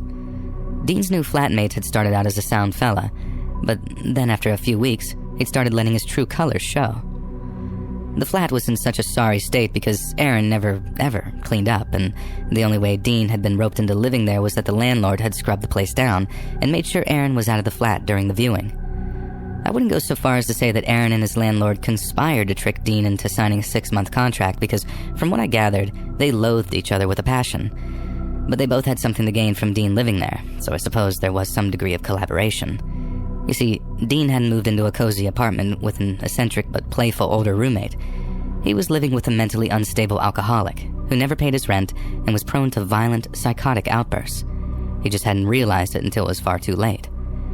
Dean said that when he first moved in, he met an Aaron that liked the same kind of music, liked the same kind of films, and who made him feel as welcome as possible by handing him a can of beer every 5 minutes. But then Dean started to realize that Aaron drank pretty much all day, every day, and that, by work, Aaron meant that he went out stealing. He didn't tell Dean what he did to make money at first, but once he seemed on the level, he told him that he shoplifted, burgled, went out stealing money from blackout drunks on a Saturday night, just about anything but make an honest living. He also refused to pay any rent, refused to vacate the apartment, and once told Dean that the police would have to come in and drag him out of there, and that's only if one of them fancied losing an eye. The only reason Aaron gave Dean an easy ride, which he didn't seem to give anyone else, was the fact that he was apparently his new drinking buddy and smoking buddy, and if Aaron had anything to do with it, they'd be sharing other things before long. According to Dean, Aaron didn't just drink and have a bit of puff. He did all sorts. Whatever he could get his hands on, and the harder the stuff, the more volatile he became. Dean said that just a few nights before, he'd come home to find Aaron smoking spice, this sort of synthetic cannabis stuff. He said he was out of his mind on it, and then after playing a stereo way too loud for hours in his bedroom, Dean said Aaron came out of his bedroom with an effing samurai sword and started doing moves with it. I don't know what you'd call it. I'm sure the Japanese have a word for it, but Aaron was waving the sword around like he was practicing a fight, but in slow motion. Dean said he retreated to his bedroom immediately and locked the door, then just hoped that Aaron would decide to leave him alone for the night. Aaron never turned his music down when he partied like that, and his neighbors had long given up on making him try. Dean said he learned to live with the incessant droning of industrial metal late at night, but had never gotten used to the sound of Aaron throwing fits. He'd start randomly screaming, or he'd kick or throw something against his bedroom wall, and Dean told us the random and violent nature of the sound would always wake him up. Aaron ate disgusting, smelly food. His hygiene was atrocious, and on more than one occasion, Aaron had tried to climb into bed with Dean in the middle of the night. He'd obviously needed to start locking his door, but he couldn't spend his entire life in his bedroom. What Dean really needed was help getting the hell out of there at a time when Aaron couldn't notice he was leaving. Apparently, Dean had already raised the prospect of moving out after he and Aaron had a minor disagreement over something, and Aaron exploded. He asked what his problem was, if he didn't like him, and if he didn't like him, he should just come out and say it so they could settle their problems like men and not little girls. Aaron's words, not mine or Dean's. Dean had managed to talk his way out of that one, but he realized that if he was going to make an escape, it had to be a quick one, and without Aaron being aware. And that, ladies and gentlemen, was the real reason he'd invited us down for the weekend. Not for a little reunion with the boys. Dean was planning a not-so-great escape. Now, he told us all of this, and we still hadn't met Aaron yet. But by that stage, and to be perfectly honest with you, I was a bit nervous about the prospect. I mean, once we'd heard about the whole samurai sword thing, a replica, but still sharp, and how he was so quick to go and grab it, that definitely added a scary dimension to the whole thing. It wasn't a case of just helping Dean move some boxes. We had to plan the whole thing like some type of military operation. And what's worse, we had to wait 48 hours until Sunday to do it, as Aaron would most likely be in the apartment until Sunday afternoon, at which point he'd go out stealing and try to earn a bit of drug money. Then suddenly, right as we agree that Sunday is the day that we help Dean move, we hear keys sliding in the flat's lock, signaling that Aaron had returned home. The door slams, he walks down the little hallway towards the living room where we're sitting, and the whole time, I watch Dean just sort of shrink. I'd never seen him act like that before, ever. His bark was definitely a lot worse than his bite, but Dean wasn't some pushover. So to see him subtly but definitely cowering at this Aaron fellow as he was approaching, it was quite something. Aaron walks into the room, and Dean and I's mutual friend lay eyes on him for the first time. He wasn't quite what I expected, in that he looked more like a metalhead than the kind of shoplifting pawn life we were used to up in Durham. He was covered in tattoos, had shoulder-length, dyed black hair, and had one of those bull-ring nose piercings which he removed to look less conspicuous while on the rob. We were obviously a bit wary of him, but at first, Aaron seemed really friendly and welcoming. Apparently he had no idea Dean had invited us, but he also didn't seem to have a problem with it either. In fact, not only did he seem keen to have us stay for the weekend, he thought it was a good excuse to throw a party. Dean played along, as did we, as Aaron talked about inviting some girls over, getting a few bags and bottles, and all meeting back at the flat in a few hours once it had gotten dark. Dean then says that he wants to walk us around the area a bit, show us the pub that he liked to drink in, then we popped out after saying our goodbyes to Aaron. Now, as you can imagine, first thing we bring up when we're out of the flat was something like, "What the hell are you doing agreeing to a party tonight? This fellow goes mental when he adds a few lines and you're putting us in harm's way. Blah, blah, blah, blah." Aaron then replies that no, it's perfect, because if Aaron blew all the cash that he had on that Friday night, he'd then be forced to go on a shoplifting spree the next day, because he always started craving crack when he's hungover. And our jaws were just on the floor. We're at an age where the cure for a hangover was like a McDonald's breakfast, and in his desperation to be closer to his Facebook girlfriend, Dean had managed to become the flatmate of an actual crackhead. We understood that if we had a blowout that night, we'd be able to move Dean out of that flat and into his girlfriend's mom's garage, which could serve as temporary accommodation. But there was a lot we couldn't reconcile. We each had at least 24 questions for him. I mean, that walk to the pub turned into a proper little interrogation. But all of the questions we asked, like, why didn't you leave earlier, or why don't you just get the police involved, all of his answers came down to one of two things. Number one, Dean was legitimately scared for his safety, and if everything he told us was true, especially the stuff about the samurai sword, then he had a right to be. And number two, he needed his friends. He was in a brand new place, knew next to no one, and he was tired, depressed, and afraid. Dean said what little time he got to spend with his girlfriend, he was so exhausted that all he did was catch up on sleep. He needed our help, and he needed it badly, and by God, after all was said and done, we were ready and willing to give it to him. A few hours later, we've got a few beers in the fridge, and Aaron returns from picking up his sniff with his girlfriend in tow. She had a similar-looking lifestyle to Aaron, but unlike her boyfriend, she seemed a bit soft and dopey. No offense to the girl, but she seemed a bit slow, like she'd only ended up being Aaron's girlfriend to begin with because he found her easy to manipulate. And that might sound a bit harsh, but that's honestly the reading I got after meeting her. And it's also my way of saying that while Aaron was a maniac, his girlfriend was just a bit daft. Now anyway, we're all sitting around and drinking, and while Aaron thinks we're having a party, me and Dean's mutual friend were basically there as bodyguards. Aaron was nice and friendly at first, but as he worked his way through beer after beer and started doing some harder drugs with his girlfriend, he started to get more and more aggressive. It started when he was doing lines. He offered Dean and me's mutual friend some, and when he declined, he started berating us about how we were no fun. He told us, even Dean has a bit of Charlie with us, don't you? And us as his old friends were thinking, no he doesn't. Dean likes a beer, but he's hardly ever touched any drugs at all. But then, right there, before our very eyes, Dean leans over and does a bump before giving us both a very sheepish look. I suppose he'd learned to take the path of least resistance, as they say, but seeing how intimidated and browbeaten our old mate was, it was shocking. After all, we hadn't seen Aaron's wild side yet, so it didn't make sense why he was so scared of him. The night went on for a little while longer without incident. Aaron started acting like a total prick, saying the most obnoxious crap you can imagine about just about everything you can imagine. But there were no indications that any swords were about to be produced, so me and Dean and our mutual friend all stayed quite chilled out, and more beers were getting drunk while Aaron's working through his bag of sniff, and then eventually, he announced that it was time to put some music on. I suspected he was about to put on something very loud and fast, and I wasn't wrong. But he turned the volume up so loud that we had to literally shout to make ourselves heard. This didn't seem to bother Aaron though, and he actually thought it was funny that the music was ruining what little vibe we'd got going, and set about trying to make us sing the lyrics to songs we'd never heard before in our lives. Shortly after, Aaron was up dancing, if you could even really call it that, while we just tried our best to get through it in the assurance that it meant getting out of there a day earlier than planned. We kept the drinking to a minimum, knowing we'd be moving boxes or whatever come the following day, but being forced to listen to Aaron's shite music made me want to get blackout drunk. He was content to dance on his own for a while, but after a few songs, he asked his girlfriend to dance with him. And she joined in, but very awkwardly, like she was scared of what he might do, and it wasn't long before Aaron showed exactly why she seemed so anxious. They were dancing at first, but then Aaron started getting rougher and rougher with her, until some of his dance moves consisted of him just choking her from behind. I don't mean like putting his hand around her neck either, like you could see on his girlfriend's face that she couldn't breathe. He did it a couple more times, and we're getting ready to step in because he's choking her for longer and longer each time. But then his girlfriend suddenly elbows him, shoves him off, and slaps him. And then, all hell breaks loose. We later found out Dean had been a witness to a lot of this sort of behavior, and had always tried to intervene where possible.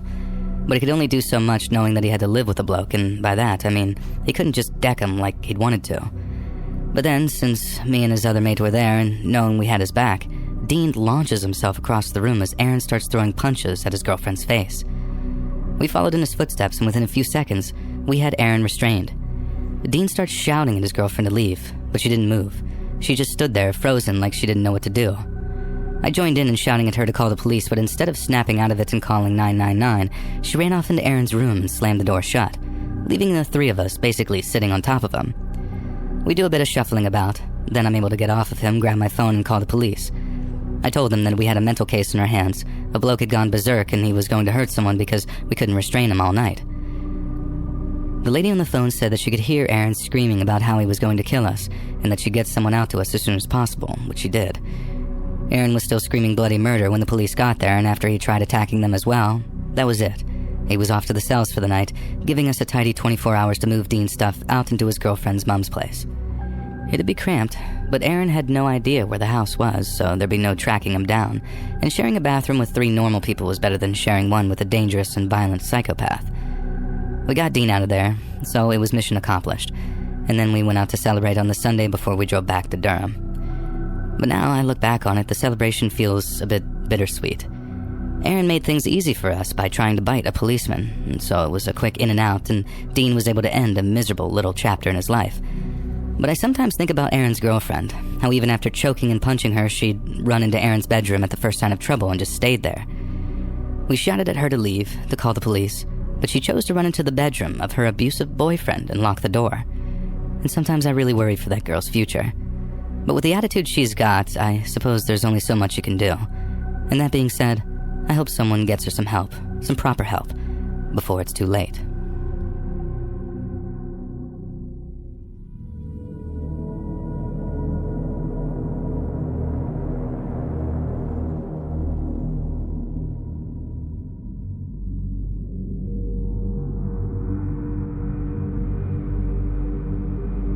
When I was in high school, I loved the game of basketball, and I was one of those kids from the late 2000 era when ball was life.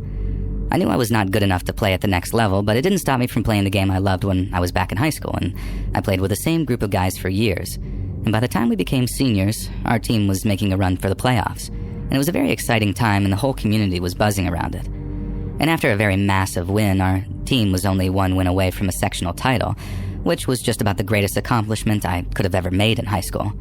And the sectional game was 6 days away from our last win, and our coach did something a little unorthodox. He set up a scrimmage for us so we could stay in game shape.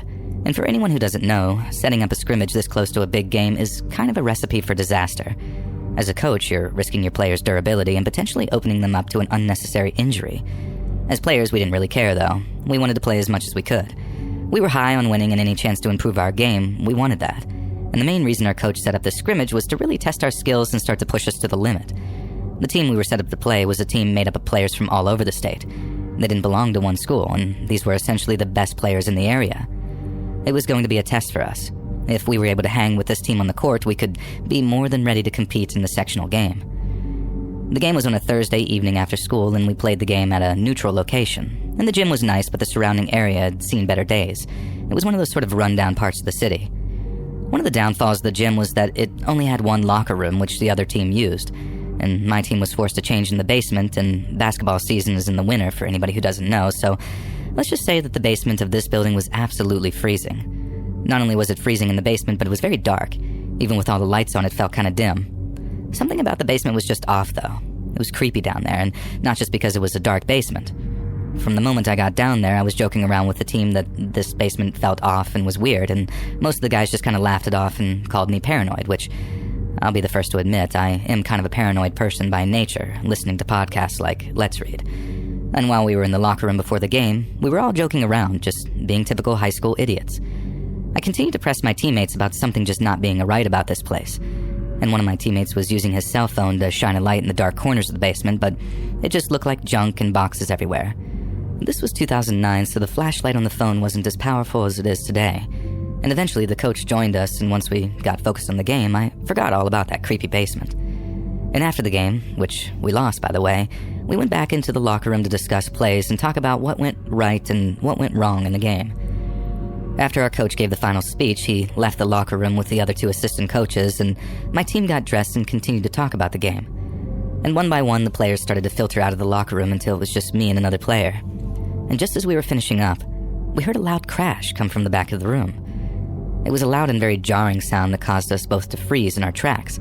And as soon as I heard that loud crash, that horrible feeling about the creepy basement started to come back. My buddy asked me if we should go investigate, which I was completely against, and I didn't want to scream like some coward, so I just sort of went with him.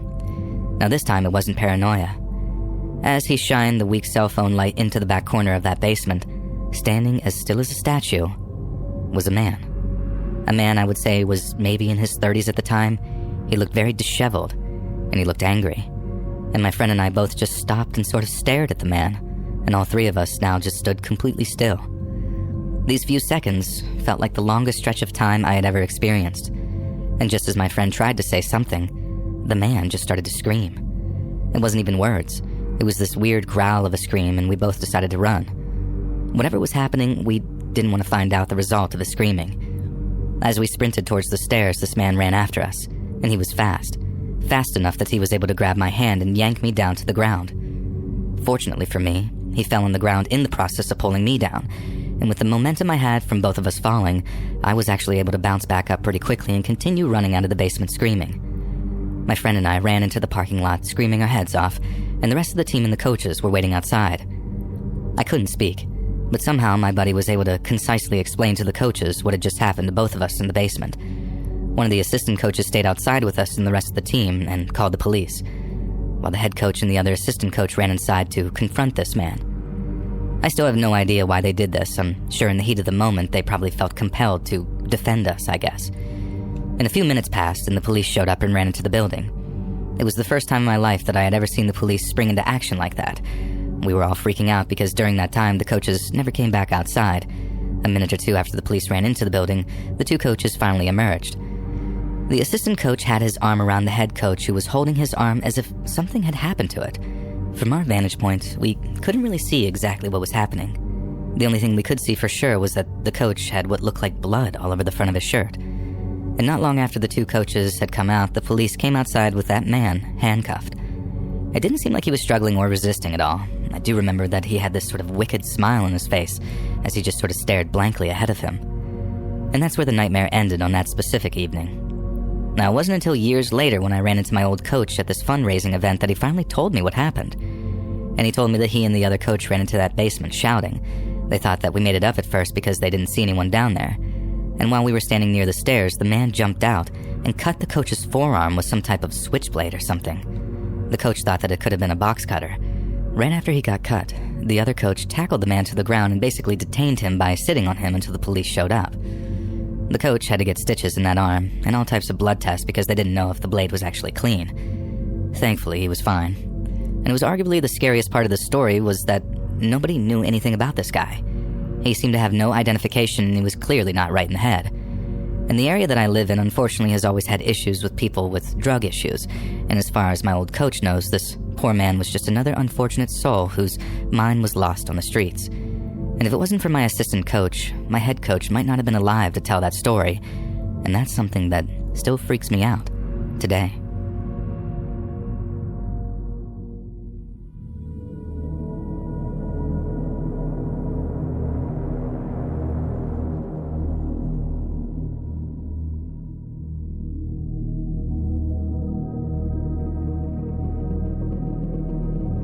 I've been a lover of sports my entire life, and ever since I was a little kid, all I ever wanted to be was a professional athlete. I was really good in high school and received a scholarship to play football in college as well, and I wanted to have a good college football career actually, but nothing near what it would actually take to get to that next NFL level. I was able to make a little money after college doing commercials for local businesses and doing some autograph signings, but that quickly faded away and I moved on to life after sports. I've had a pretty successful career as a working professional, but my biggest accomplishment and the pride of my life has to be my family. My beautiful wife and our amazing daughter. My daughter has taught me how to be a better person, and I love her more than anything else in this world. And I'm sure if some of you reading this are parents, you can relate to those sentiments. About 2 years ago, I was invited back to the small town where I played college football for an event surrounding the completion of their new facilities on campus. They were going to do a tour, a dinner, and obviously some drinks and snacks in between. They invited alumni, sponsors, and some higher-end boosters to try and get everyone together to network and, more obviously, to fundraise, as I'm sure the new facilities were not cheap. I really didn't feel like going, but my daughter seemed interested in taking a trip with me, so I figured that we'd go and make a little daddy-daughter date and have some fun and head out of there early. Once I arrived, though, I wondered if I had made a mistake. The last thing I felt like doing was schmoozing with all the boosters and talking about the good old glory days. I prepared myself for having the same conversation about a dozen times, but since I had my daughter with me, I figured most of my attention would be devoted to her, and I wouldn't have to really entertain a lot of other conversations, at least for a long period of time. There was one person I didn't recognize who seemed to keep giving me a bit of a side eye or looking at me like he seemed annoyed that I was even there.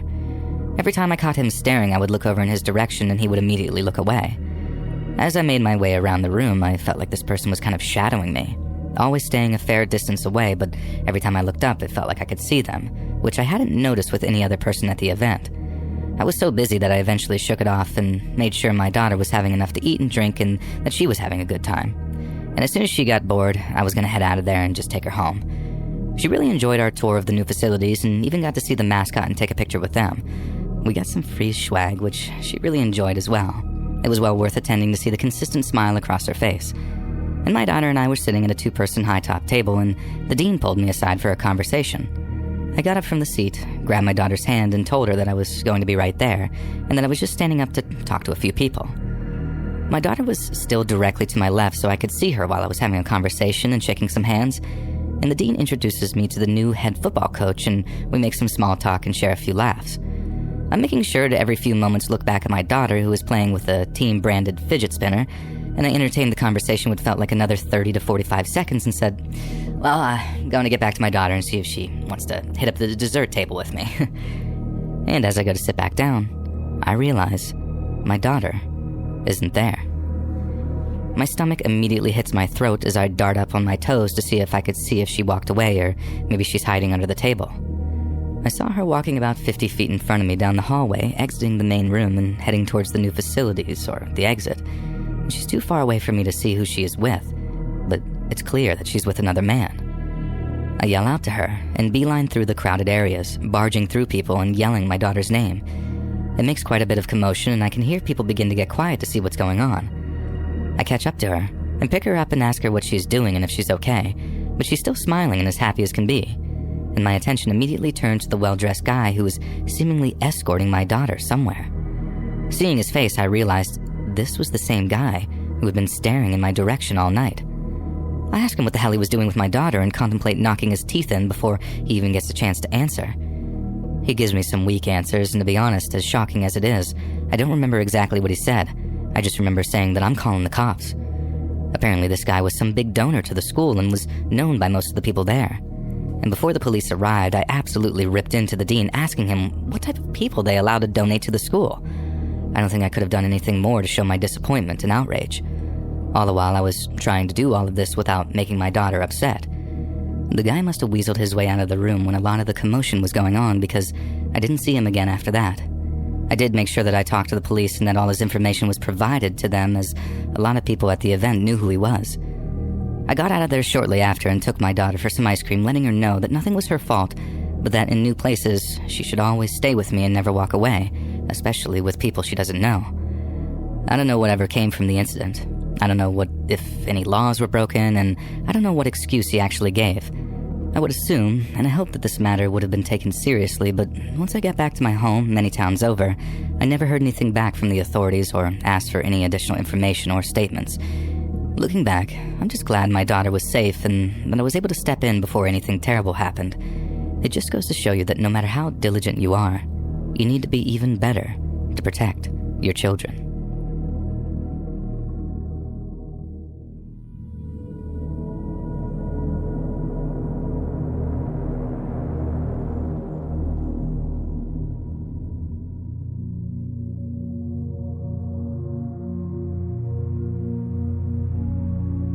Back in September of 2017, my girlfriend and I of 3 years ended up going through an extremely bitter breakup. And since we were living together, I boxed up my stuff and moved out on October 1st. I stayed in a hotel for almost 2 weeks, and working by day and then searching for apartments by night. But most of the places I saw advertised online were, in a word, depressing. My initial searches excluded all shared apartments because I did not like the idea of having some random roommate. But as time went by and my hotel bills started creeping towards 4 figures, I started dropping more and more of my search filters. I started to seriously consider the possibility of having a roommate, especially if I could meet them prior to moving in, so I could kind of assess if they were going to be a problem or not. Everyone I talked to on the phone seemed either sketchy, unreliable, or a combination of the two. But then, right when I'm about to give up, I met Florian. Florian was seeking a roommate to help pay the rent on his 2-bedroom apartment in Bushwick, and when I clicked on the photos of his place, I was shocked. The apartment was really, really nice, kind of like a rustic warehouse type of vibe, but all the fittings and furniture looked brand new. But the best thing was what Florian wrote in his little About Me section. He'd written something like, "I work exclusively at night, so you have the apartment to yourself in the evenings, but I require complete silence during daylight hours." I just started working from home at the time, and complete silence in the day was exactly what I was looking for. I sent him a message, we spoke on the phone, and then I arranged to stop by the apartment to talk face to face. The place was even nicer in person, and in many ways, Florian seemed like the ideal roommate. He was tall, this skinny Estonian guy, very dry and reserved, and wore a dark turtleneck and glasses. He said he was a filmmaker and was undertaking a project that exclusively involved night shoots, hence why he'd be out of the apartment by sundown. He was a sober vegetarian, but didn't mind if I kept meat or alcohol in the apartment. In fact, he didn't seem to care what I did, so long as I didn't smoke or make any noise whatsoever during the daytime. After explaining my situation and why silence during the day was ideal, I decided to test out his sense of humor and ask if he was a vampire. He didn't laugh. He didn't even crack a smile. He just replied, "No. As I said, I'm a vegetarian." And thankfully, my attempt at humor didn't spoil my chances, and since I volunteered my share of 3 months' rent in advance, he offered me the room right there and then. The following Monday, I was moving my stuff into the apartment. I had to wait until after 7 p.m., but with the help of a very flexible moving company, I had everything moved in by 11, and by the end of the next day, I was unpacked and settled in. Living with Florian was like living with a ghost. He kept his end of the staying silent deal by being a ninja whenever I was asleep, and since sometimes I'd go to the gym or go grocery shopping around the time he left for work, we'd sometimes go days at a time without seeing each other. I had a quiet place to work during the day and had someone who wouldn't infringe on his schedule or lifestyle while paying half the rent. It was ideal, really. But sometimes, Florian was so quiet it was almost spooky. I'd wake up, head downstairs to make my coffee and walk into a spotless kitchen. But then when I opened up the fridge, there'd be a week's worth of vegetarian meal prep all boxed up and ready to go, when the previous night there had been nothing but a few beers and my leftover box of halal cart street meats. I know that might sound like a weird thing to complain about, but I'm not even really complaining about it. I guess what I'm trying to say is, that was the closest thing to a red flag I ever got with Florian, and I kinda wish there had been more to go on. And so, for the first 7 to 8 weeks, I lived in a state of almost complete bliss. I'd somehow managed a clean break from my ex-girlfriend, so although it still bothered me somewhat, it wasn't like she was blowing up my phone, and she certainly didn't know where to find me. And then having my brand new, uber-quiet, super Gucci workspace with its minimalist decor and monochrome color scheme made it very easy to pour myself into my projects, find my peace, and just sort of move on. I'd found the perfect temporary living arrangement, or at least, I thought I had. One day, I finished work at around 5, walked down the block to get some noodles from the good old Cantonese place. Then, when I was walking back to the apartment, I felt my cell phone buzzing in my pocket. It was Florian. And when I answered the call, he asked me in his typically dry tone for a favor. The location that they had in mind for that night's shoot was, in his words, unavailable, and to avoid having to reschedule the entire shoot, Florian wanted to know if he could use the apartment. He was very apologetic, promised it to be a one-time only thing, but told me that I'd have either to vacate my apartment for the evening or remain in my bedroom for the duration of the shoot. I told him it was no problem, especially if it was just a one-time deal, then told him that I'd meet him back at the apartment. About an hour later, Florian arrives with his 2 friends, one guy and one girl, and they have a bunch of what appeared to be equipment bags with them. The girl was small and attractive, and the guy was a little bit overweight and balding, and despite being American, both shared Florian's sort of art hipster vibe and were just as quiet and reserved as he was. Once they were ready to set up, I grabbed my laptop and stuff and then started walking up to my room. The apartment had a small second floor, when Florian asked if we could talk in private. I invited him into my room, asked him what he wanted to talk about, and for the first time since I'd known him, Florian had some semblance of emotion on his face. Florian looked unusually concerned as he explained how some might consider his project to be, quote, unusual. It required complete immersion on the part of the cast and crew, which was why under no circumstance was I to leave my bedroom during the shoot. And this was around 8 p.m., and I was due to sleep at around 11, so I had no problem retiring to my room to play some Civ or just watch Netflix until I dozed off. Now, Florian said that was good because the shoot was going on until about 1 o'clock in the morning. Obviously, I wasn't all that excited at the prospect of having my sleep disturbed, but that led Florian to ask if I had a good pair of earplugs or some headphones that I could use to drown out the noise. But then that got me thinking, what kind of noise was he talking about? I half-jokingly asked if he was making an adult movie down there, and in his typically dry fashion, he said no, that was not the kind of movie he was making. And my curiosity was pretty truly piqued at this point, so I asked him what kind of noises I could expect to hear, and in response, Florian told me something I'll never forget. He told me, "You might hear some things that might frighten or disturb you, but I can assure you no matter what you hear, it is merely a simulation, and there's no reason for you to be alarmed." I asked Florian if he was making some kind of horror movie, and he said no. It wasn't a horror movie as such, but it did contain elements which some people might associate with horror films. Apparently, this is why it was so important that I wear headphones or earplugs, otherwise I might not be able to sleep. I told him as long as there wasn't any screaming, we'd be fine, and that's when Florian asked again if I wouldn't be happier just vacating the apartment until 1 a.m. Honestly, I was way too tired to head out to some bar and force myself to stay awake until 1, and since I had a good pair of noise-canceling headphones that I could use, I figured I'd just brave the noise and, at worst, stay up until the small hours watching movies extra loud until the shoot finally finished. And the plan worked perfectly for a while, and for the first hour or so, I didn't even have to switch on the noise-canceling setting on my headset.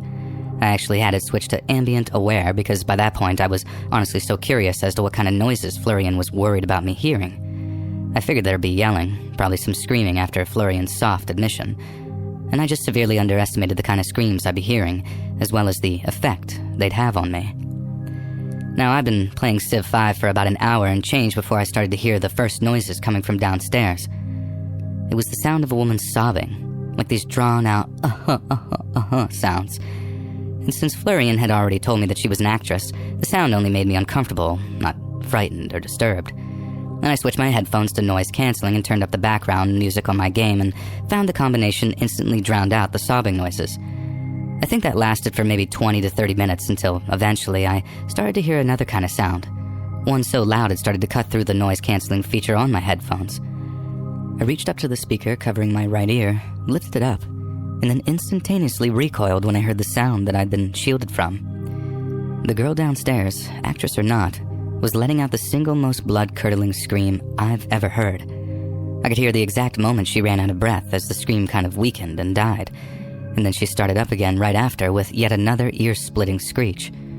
She did this over and over, and at one point I clearly heard someone yelling louder at her, but I couldn't tell if it was Florian or his friend. I knew it wasn't for real. I knew it was just an act, but there was something about that lady's scream that set my teeth on edge. I could only sit there listening to it for a minute or two before I secured my headphones over my ears and just pumped up the volume on my laptop even further and tried my best to forget it was even happening. I tried my best to just focus on playing this game, but I could still hear those nails on a chalkboard style screams. And they might have been very faint, but I could still hear them if I focused my attention on them over the music coming from my headphones. The only way to completely drown them out by then was to boost up my volume in my headphones to like 100, but that got so loud that it started to actually hurt my ears, so it wasn't sustainable for more than a few minutes before I had to lower the volume again. Thankfully, the screams had petered out altogether by the time it came to lowering my headphone volume, and I got to spend the next few minutes in relative peace before I suddenly started to hear the sound of frantic begging creeping through the music in my ears. Once again, I lifted my headphones, and once again, I heard some skin-crawlingly convincing acting from the lady downstairs. Only this time, she wasn't screaming. She was begging through tears and shallow breaths. She kept saying, no, please God, no, and other variations on that theme, and she did it non-stop for about 14 straight minutes. I guess talking loudly was easier on her vocal cords than balls-to-the-wall screaming, but that allowed her to do it unceasingly for way longer than she screamed for. Again, I was thankful that I was able to just drown it out without deafening myself with the music from the game that I was playing, but somehow, all the begging got to me even worse than the screams did. And I swear to God, even with Florian's warning that the whole thing was just acting, every fiber of my being wanted to make her stop. I guess it bothered me in this sort of deep, lizard brain kind of way. Something passed down from our ancestors that means when you hear someone begging for their life or screaming in agony, it's impossible to just sit there and ignore it. And that's why, even when I couldn't hear the girl begging and sobbing anymore, I could still sort of feel it, you know? The screams came and went for another few hours, then around 10:30, I decided to take a shower and to try and get some sleep. Both upstairs bedrooms were fitted with attached bathrooms, another perk of living there, so I got to drown out the noises with a podcast and running water while I got clean. But then, once I got out of the shower, there was a brief window where I had to get my hair dry before putting my headphones back on, and in that time, I heard the most disturbing thing yet. I was still listening to my podcast, and I'd picked probably the loudest person possible to listen to, shout out to Tim Dillon, but as I was drying my hair, I started to hear what sounded like all three people chanting downstairs. I was kind of curious as to what they were chanting, so I walked over to my phone and lowered the volume on my podcast and heard, "Hail Satan, hail Satan, hail Satan," getting louder and louder. Well, they sure must have been talented actors because they were giving it everything they had, wailing those two words again and again like they were in total ecstasy. I ended up lying on my bed, headphones on, blasting myself with some YouTube playlist called Relaxing Ambient Music that ended up being neither relaxing nor ambient.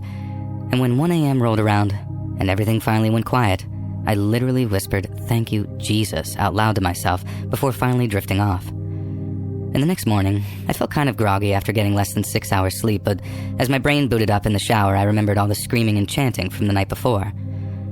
I couldn't really be mad at Florian because he'd warned me a whole 2 times to vacate the apartment, and besides, there were much worse things than him owing me a favor. As I mentioned earlier, Florian and I rarely bumped into each other, so it was days before I got a chance to ask him about the screaming. And when I did, he gave me about as dry an answer as you can imagine.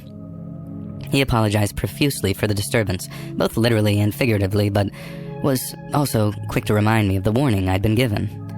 He said the screams and the chanting for what he called ADR, or Automated Dialogue Replacement, which is basically when you dub audio over a movie to make it sound better. No one was being threatened, imitated, or hurt in any way, and the lady in question was just a very talented actress. If the sounds she made disturbed me, then it simply meant that she'd put in a good performance and nothing more. This was obviously quite reassuring, I guess, but my main objective was to get a second assurance that it wouldn't happen again, and if it absolutely had to, then to give me advanced warning so I could book a hotel or something. And he agreed, and I thanked him, and that was that. Now, not even 2 weeks went by before Florian asked me for a second favor. I had a feeling it'd be related to using the apartment for his work, and lo and behold, I was right. He opened his pitch by telling me that he was more than happy to pay for a night in a hotel, but that after a studio had pulled out on him, he'd been left with nowhere to shoot. I told him it wasn't necessary for him to pay for a room, that I could maybe find a place to stay, and even if I didn't, I was perfectly happy to pay for my own hotel room. Florian then gave me the date of his shoot, which was a couple of days away on a Friday evening. I happened to have been dating at the time, and it was just around the stage where it'd be acceptable for me to propose a kind of sleepover, if you will. And I proposed as such, and she accepted, so I had that Friday evening covered. I had no reason whatsoever to return to my apartment until, of course, I realized that I'd forgotten part of my laptop charger, the plug part that connects to the little box thing, and there'd be no starve-together LAN party unless I returned to the apartment to grab it. I briefly considered proposing a movie date instead, but the girl I was dating had seemed super excited to play, so I thought, screw it, and then caught the train back. I figured it'd be an hour at most, and that once I got back, we could get down to our LAN date.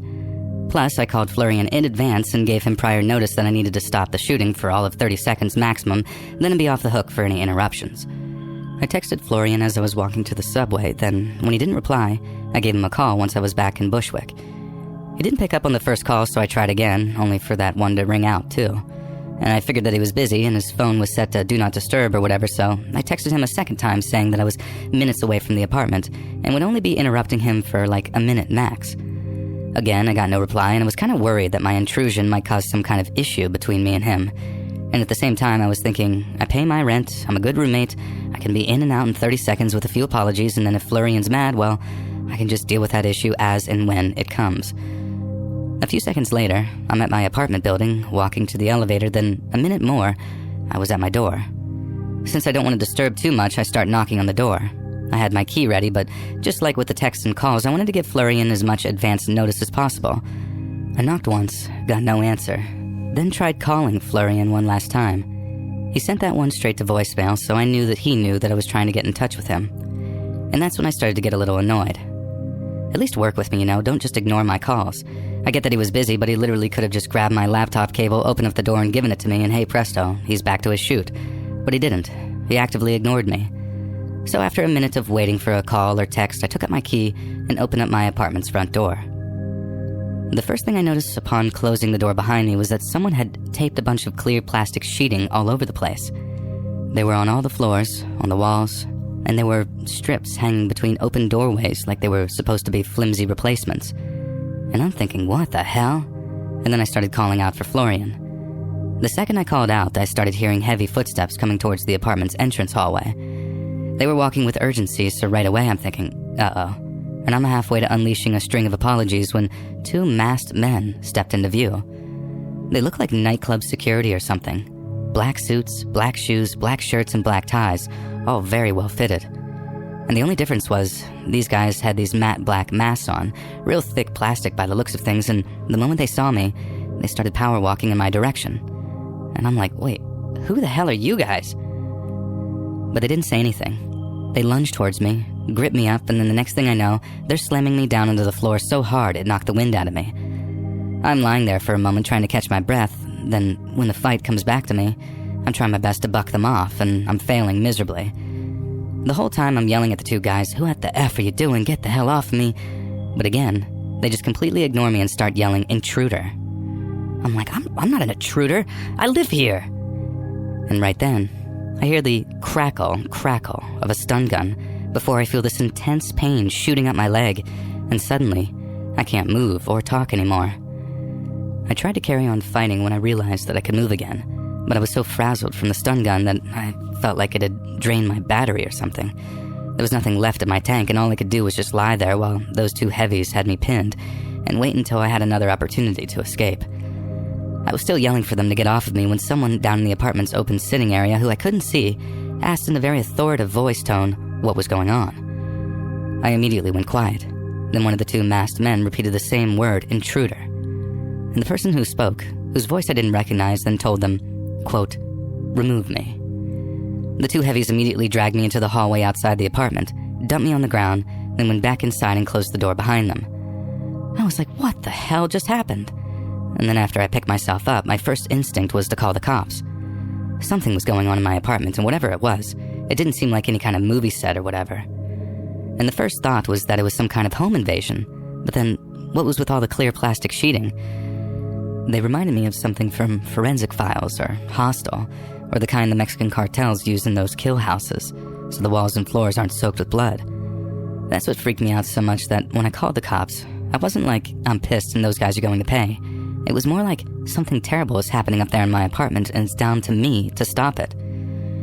Yeah, I was angry at those 2 masked men for body slamming me and tasing me, but it wasn't like they were 2 crackheads who broke my nose after stealing my laptop.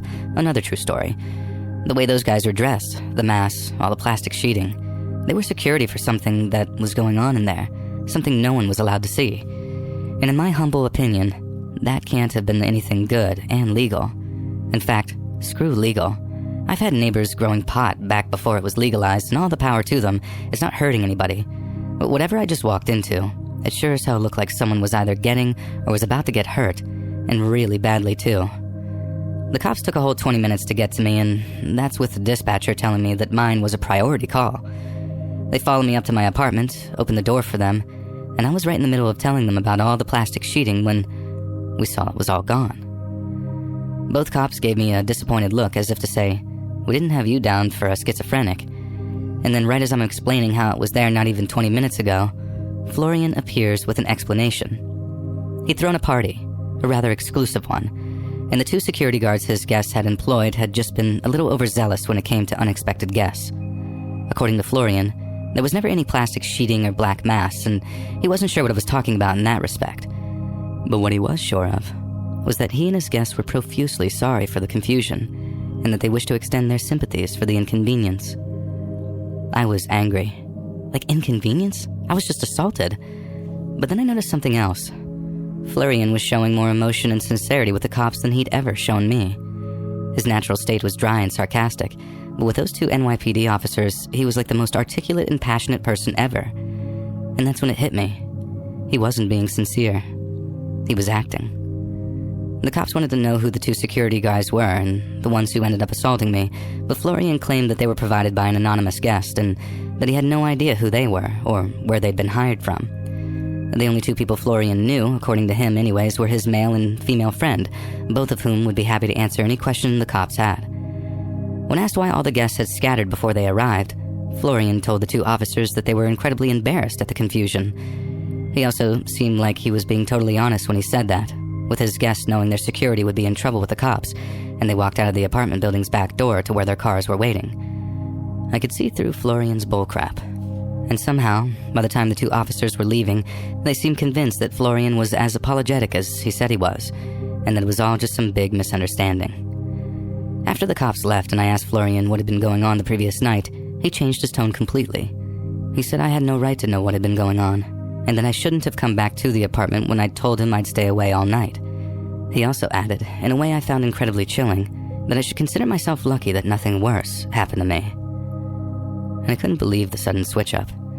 He put on such a good act for the cops that when he turned, it was like seeing him transform or shapeshift or something like that. He told me he wanted me to move out, and I told him I was planning on it, and then I spent the next few days searching for other places to live before finally finding one that suited my budget. I was lucky though. I found somewhere decent pretty quick, and to be frank, I was close to living in my car because I did not feel safe around Florian anymore. And to this day, I don't know what he and his friends were doing up there, and actually, I kinda don't want to know either. And that wasn't always the case. I used to spend many an hour trying to figure out what he was really doing because, whatever it was, I didn't think it was anything even remotely innocent. I kept trying to get in touch with the other two cops I dealt with to see if there had been any updates, but it quickly became clear that they weren't remotely interested at all and that they figured that I was some gatecrasher who'd probably got what was coming to him. At least, that was the vibe I got. Because after all, this is New York City, a place where there's a major crime every 4 minutes.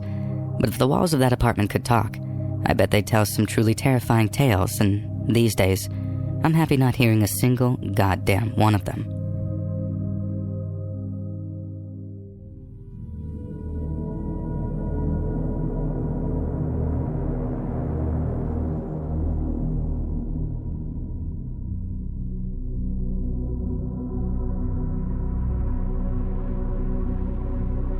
There really isn't an atmosphere like a college sports game. The student section alone usually makes the ticket worth the price of admission.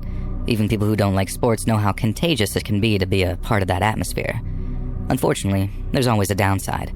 Some people can't control their emotions and let the game become more important than it needs to be. And let me tell you about something that happened to me a few years ago, and I'm only realizing recently just how dangerous it was. And I guess all things considered, I'm lucky to be alive. It was a college basketball game, and like always, the home crowd was amazing. It was loud in the arena before the game even started, and it was impossible not to get swept up in the emotion of the crowd. I had decent seats for this game, and the section I was sitting in was filled with mostly fans of the home team. And before the game started, I struck up sort of a casual conversation with the guy in front of me. He seemed like a good dude from just our short conversation. It turned out he was one of the few guys in the section who was cheering for the other team, and we laughed about it and had some friendly debates before the tip-off of the game. And once the game started, we gave each other a sort of fist bump and tuned in. The game was late into the season, so the outcome kinda had a lot of weight on the remainder of the season. It didn't take long for the crowd to start getting borderline hostile to the other team and the referees. I admit, I was caught in the heat of the moment and I started to chant along with the crowd. I swear, sports crowds are sometimes like a mob mentality. You just want to jump right in with your pitchfork.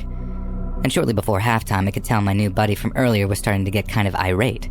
He was getting loud and throwing his hands up, complaining about every call that didn't favor his team. I could feel the legitimate anger in his voice, and there was a specific call right before halftime started that caused the whole arena to erupt with cheer, and as a result, my new buddy threw his hat on the ground. I know what I did next was wrong, but like I said, I was caught in the heat of the moment, and I put my arm on his shoulder and said something like, "Sorry, dude, maybe we'll get better calls in the second half."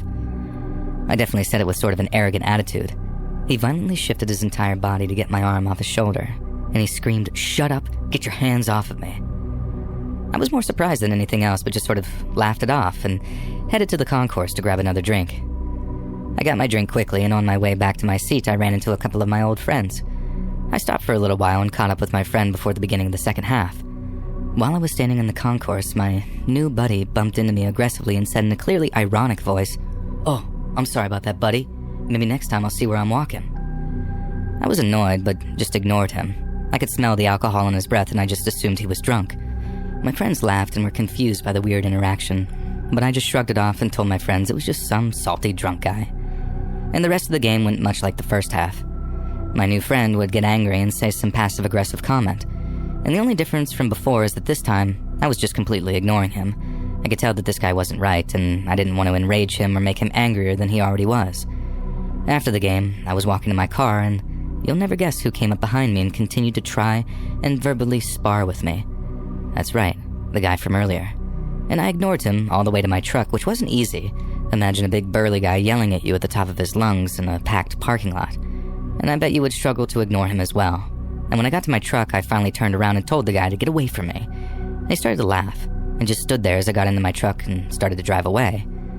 I thought this annoying ordeal was over when I finally got home that night, and it took me 40 minutes to get out of the parking lot traffic. And so between the drunk fan and the traffic, I was all done and just wanted to just unwind on the couch and watch a movie. Before I knew it, I had watched 2 of the Batman movies and realized that it was after 2 in the morning. I wasn't tired for some reason, so I decided that I was going to put on the 3rd film in the trilogy. Only a few minutes into the movie, I saw these bright headlights shine in through my window several times. I lived on a pretty quiet street. It was rare to see headlights at even 7 at night, and it was extremely rare to see them at 2 in the morning, but not impossible. But then I saw them again a few minutes later, and then a few minutes after that, and something felt wrong. After the 3rd time, I decided to glance out of the window, and I couldn't believe what I was looking at. Someone was out there, looking into the windows of my truck, which was parked across the street from my house. None of the houses on the street had a driveway, so the residents just parked in the road. I could see the person trying to open my truck door. Thank God it was locked. And once he gave up on the truck door, I saw him looking around, and that's when I noticed his face.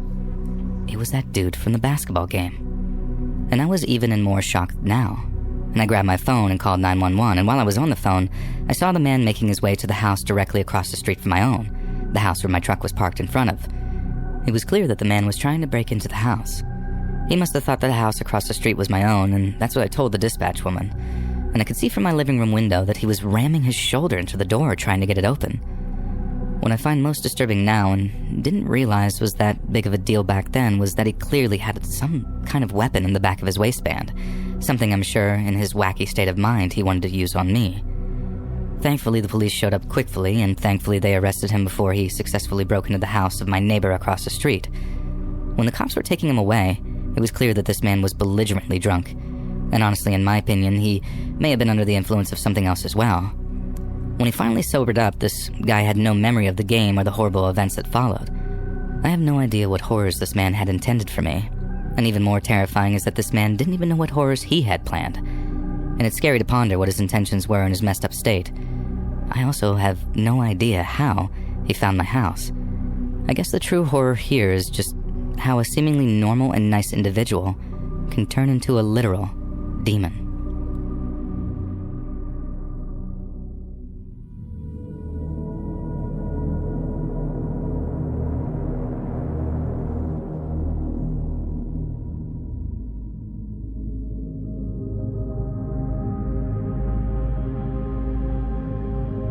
I played volleyball all the way through middle and high school and didn't want to give it up just because high school was over.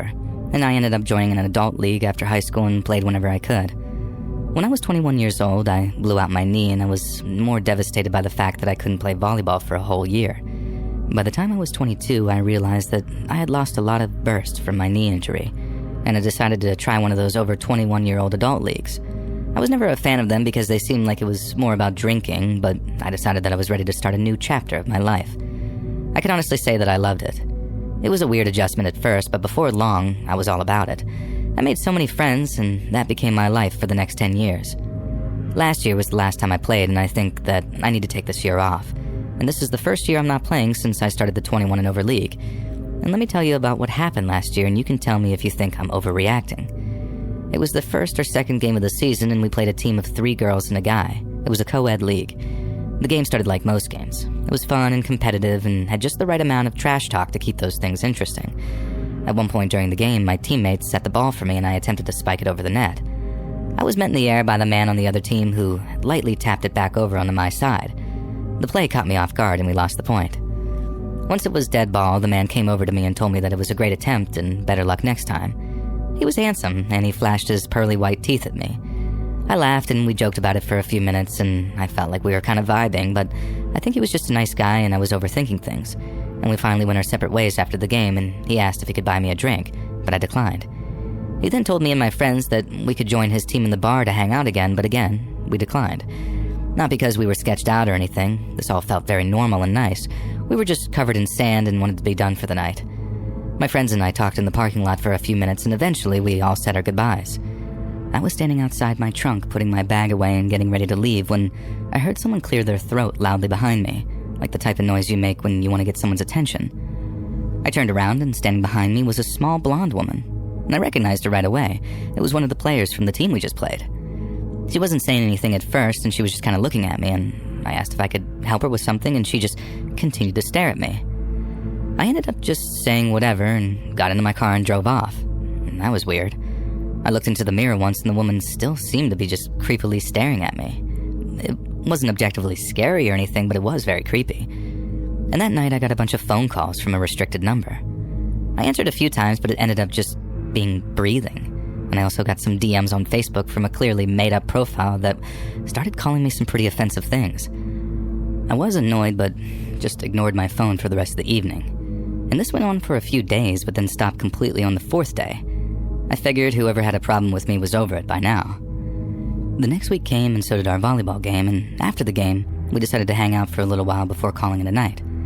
Inside the bar, I saw the handsome man from the previous week. He said hi to me, and I simply waved back, and that's when I noticed the blonde woman standing behind him. And I started to put together some pieces. He's probably dating that woman, and she's jealous. Well, I didn't want to be some homewrecker, so after my little wave, I just pretended like I didn't see him. And the rest of the night, I could feel her staring daggers at me from across the room. It was uncomfortable, and I just wanted to leave, and so eventually I did. Those restricted calls came back that evening, but I just turned off my phone. And nothing happened all week until it was time for volleyball once again. The night was like all the others, except I did feel a little anxious. I didn't want to see that handsome guy again and then just be weirdly stalked by this strange blonde woman, and I was doing my best to focus on just the game, which was going good for the moment. And at some point during the game, I heard someone yell behind me, "Watch out." And I turned around and saw a volleyball fly by my head. And before I could see what was happening, that small blonde woman ran from the side with a bottle and smashed me over the head, screaming at the top of her lungs. I felt the bottle crack my head, and I vaguely remember trying to get myself into sort of a fetal position so this woman couldn't cut me or anything with that now broken bottle. To me, this all felt like slow motion, but it was only about 10 seconds. Two of my teammates grabbed this woman and held her down as she tried to whack me again with this broken bottle, which would have done some major damage. She wasn't saying words either, just screaming like a banshee. The cops arrived after they subdued her and arrested the woman. I was being looked at by the EMT, probably going to need stitches, when that man came over and apologized for her behavior. And he went on to tell me that she was not his girlfriend and never had been. She was a friend of one of the girls on his team, and she apparently was obsessed with him. He had to tell her several times that they weren't together because she kept telling people that they actually were dating, and she even made a joint Facebook account for the both of them, even though there weren't any pictures of them. I'm not sure why they kept this woman on their team, but it was clear to me that her marbles were messed up from the very beginning. And I'm lucky I left that altercation with just a minor laceration because it could have been much worse. Anyway, I'm done with volleyball for now. I don't want to show up to that bar one day and take a shot to the head from a bottle. And I hope that woman found the help that she needs, because you can tell by just looking into her eyes, she was not well.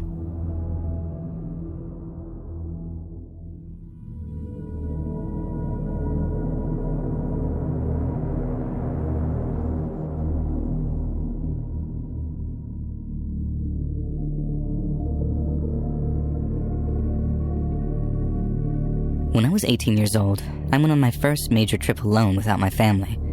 While I wasn't completely alone, I was with my friends Mike and Stan. It was 2013 and we made the voyage to a small town on the outskirts of New Jersey for WrestleMania. And let me first say that the three of us are huge wrestling nerds and still text about it to this day, even though we all live in different states. Back in 2013, this was going to be the greatest weekend of our lives. For those that don't know, WrestleMania is kind of like the Super Bowl for wrestling fans. And this event was going to be at MetLife Stadium, which is where the New York Giants and Jets usually play. The main show was on Sunday, but the entire weekend was filled with special events. The hotel that we were staying at offered a free shuttle service anywhere within 10 miles, which was pretty amazing.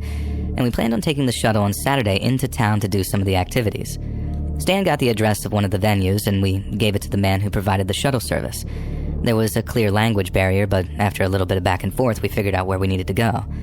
The man dropped us off, and we got out of the shuttle like three excited idiots. We didn't even look where this man dropped us off. And once all three of us were out of the shuttle, we realized that we were clearly not in the correct location. We were in a sort of rundown and sketchy part of town, it seemed like. Everything looked abandoned, almost condemned. Stan called the hotel and told them that we needed a pickup, but the lady on the phone told him that it was going to be a little while because the shuttle service was already on another call.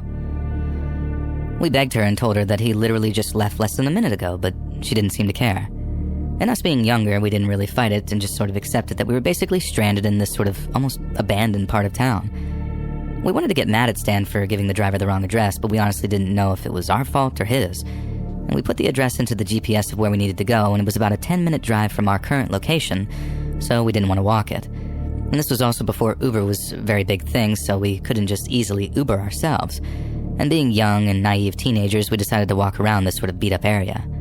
It was scary and unsettling just being in this area, and we saw people living on the streets who were pretty messed up on something. It was scary, but truthfully, it was just kind of sad, and while we were blissfully walking along, Mike noticed that someone had been kind of following us for a few minutes. He told us that classic line of, "Don't look now, but it looks like someone's kind of tailing us here." Stan didn't care, but me and Mike started to feel a little uneasy. We started to move a little faster and noticed that the person following us was matching our speed, though, and it was obvious now that whoever this person was, they were on our tail. It wasn't long until we broke out into a straight-up sprint, and to none of our surprise, this person actually begun to run after us. Mike and Stan were both great athletes and were able to create some distance from the guy, and I, on the other hand, am a horrible athlete, and the man was closing in on me pretty fast. I didn't know what to do, so I decided to stop and step up to the man, and that was a horrible mistake. This guy didn't stop when I did, and he just barreled into me, knocking me to the ground. Now while I was down, with no warning or threat, he buried an elbow into my eye with a lot of force. He hit me so hard that everything just went black for just a second, and while I was down, the man grabbed my wallet and ran back from the way he came. Mike and Stan ran back and helped me up. They called the cops, who showed up but didn't do anything. They told me that this area is very bad and people get mugged all the time. The likelihood of me getting my wallet back is slim to none. I was defeated and heartbroken and just wanted to get back to the hotel.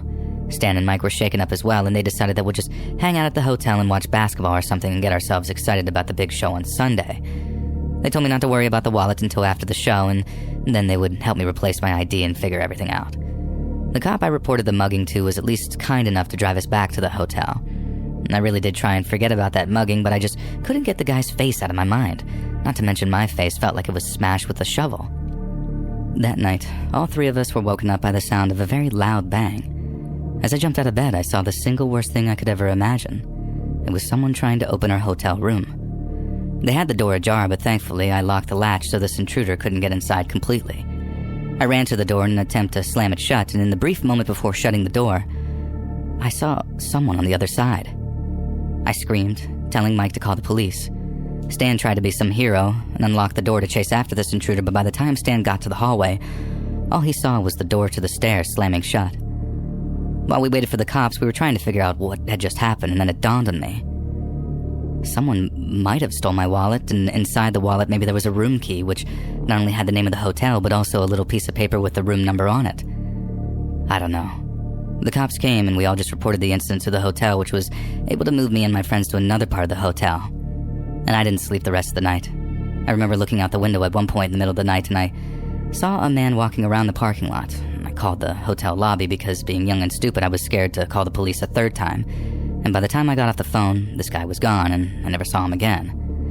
We did get to the show on Sunday, but I couldn't enjoy it. Every person I saw with a dark coat made me freeze up. And when we got home on Monday, Stan and Mike helped me to pay for a new ID and even lent me some money until I got back on my feet. Somewhere out there in the world, some guy has my wallet, and even thinking about it now makes me cringe. I'm just happy that I remembered to latch the hotel room door that night. Maybe it wasn't related, maybe it was someone completely different, in which case, that might have been the worst night of my entire life.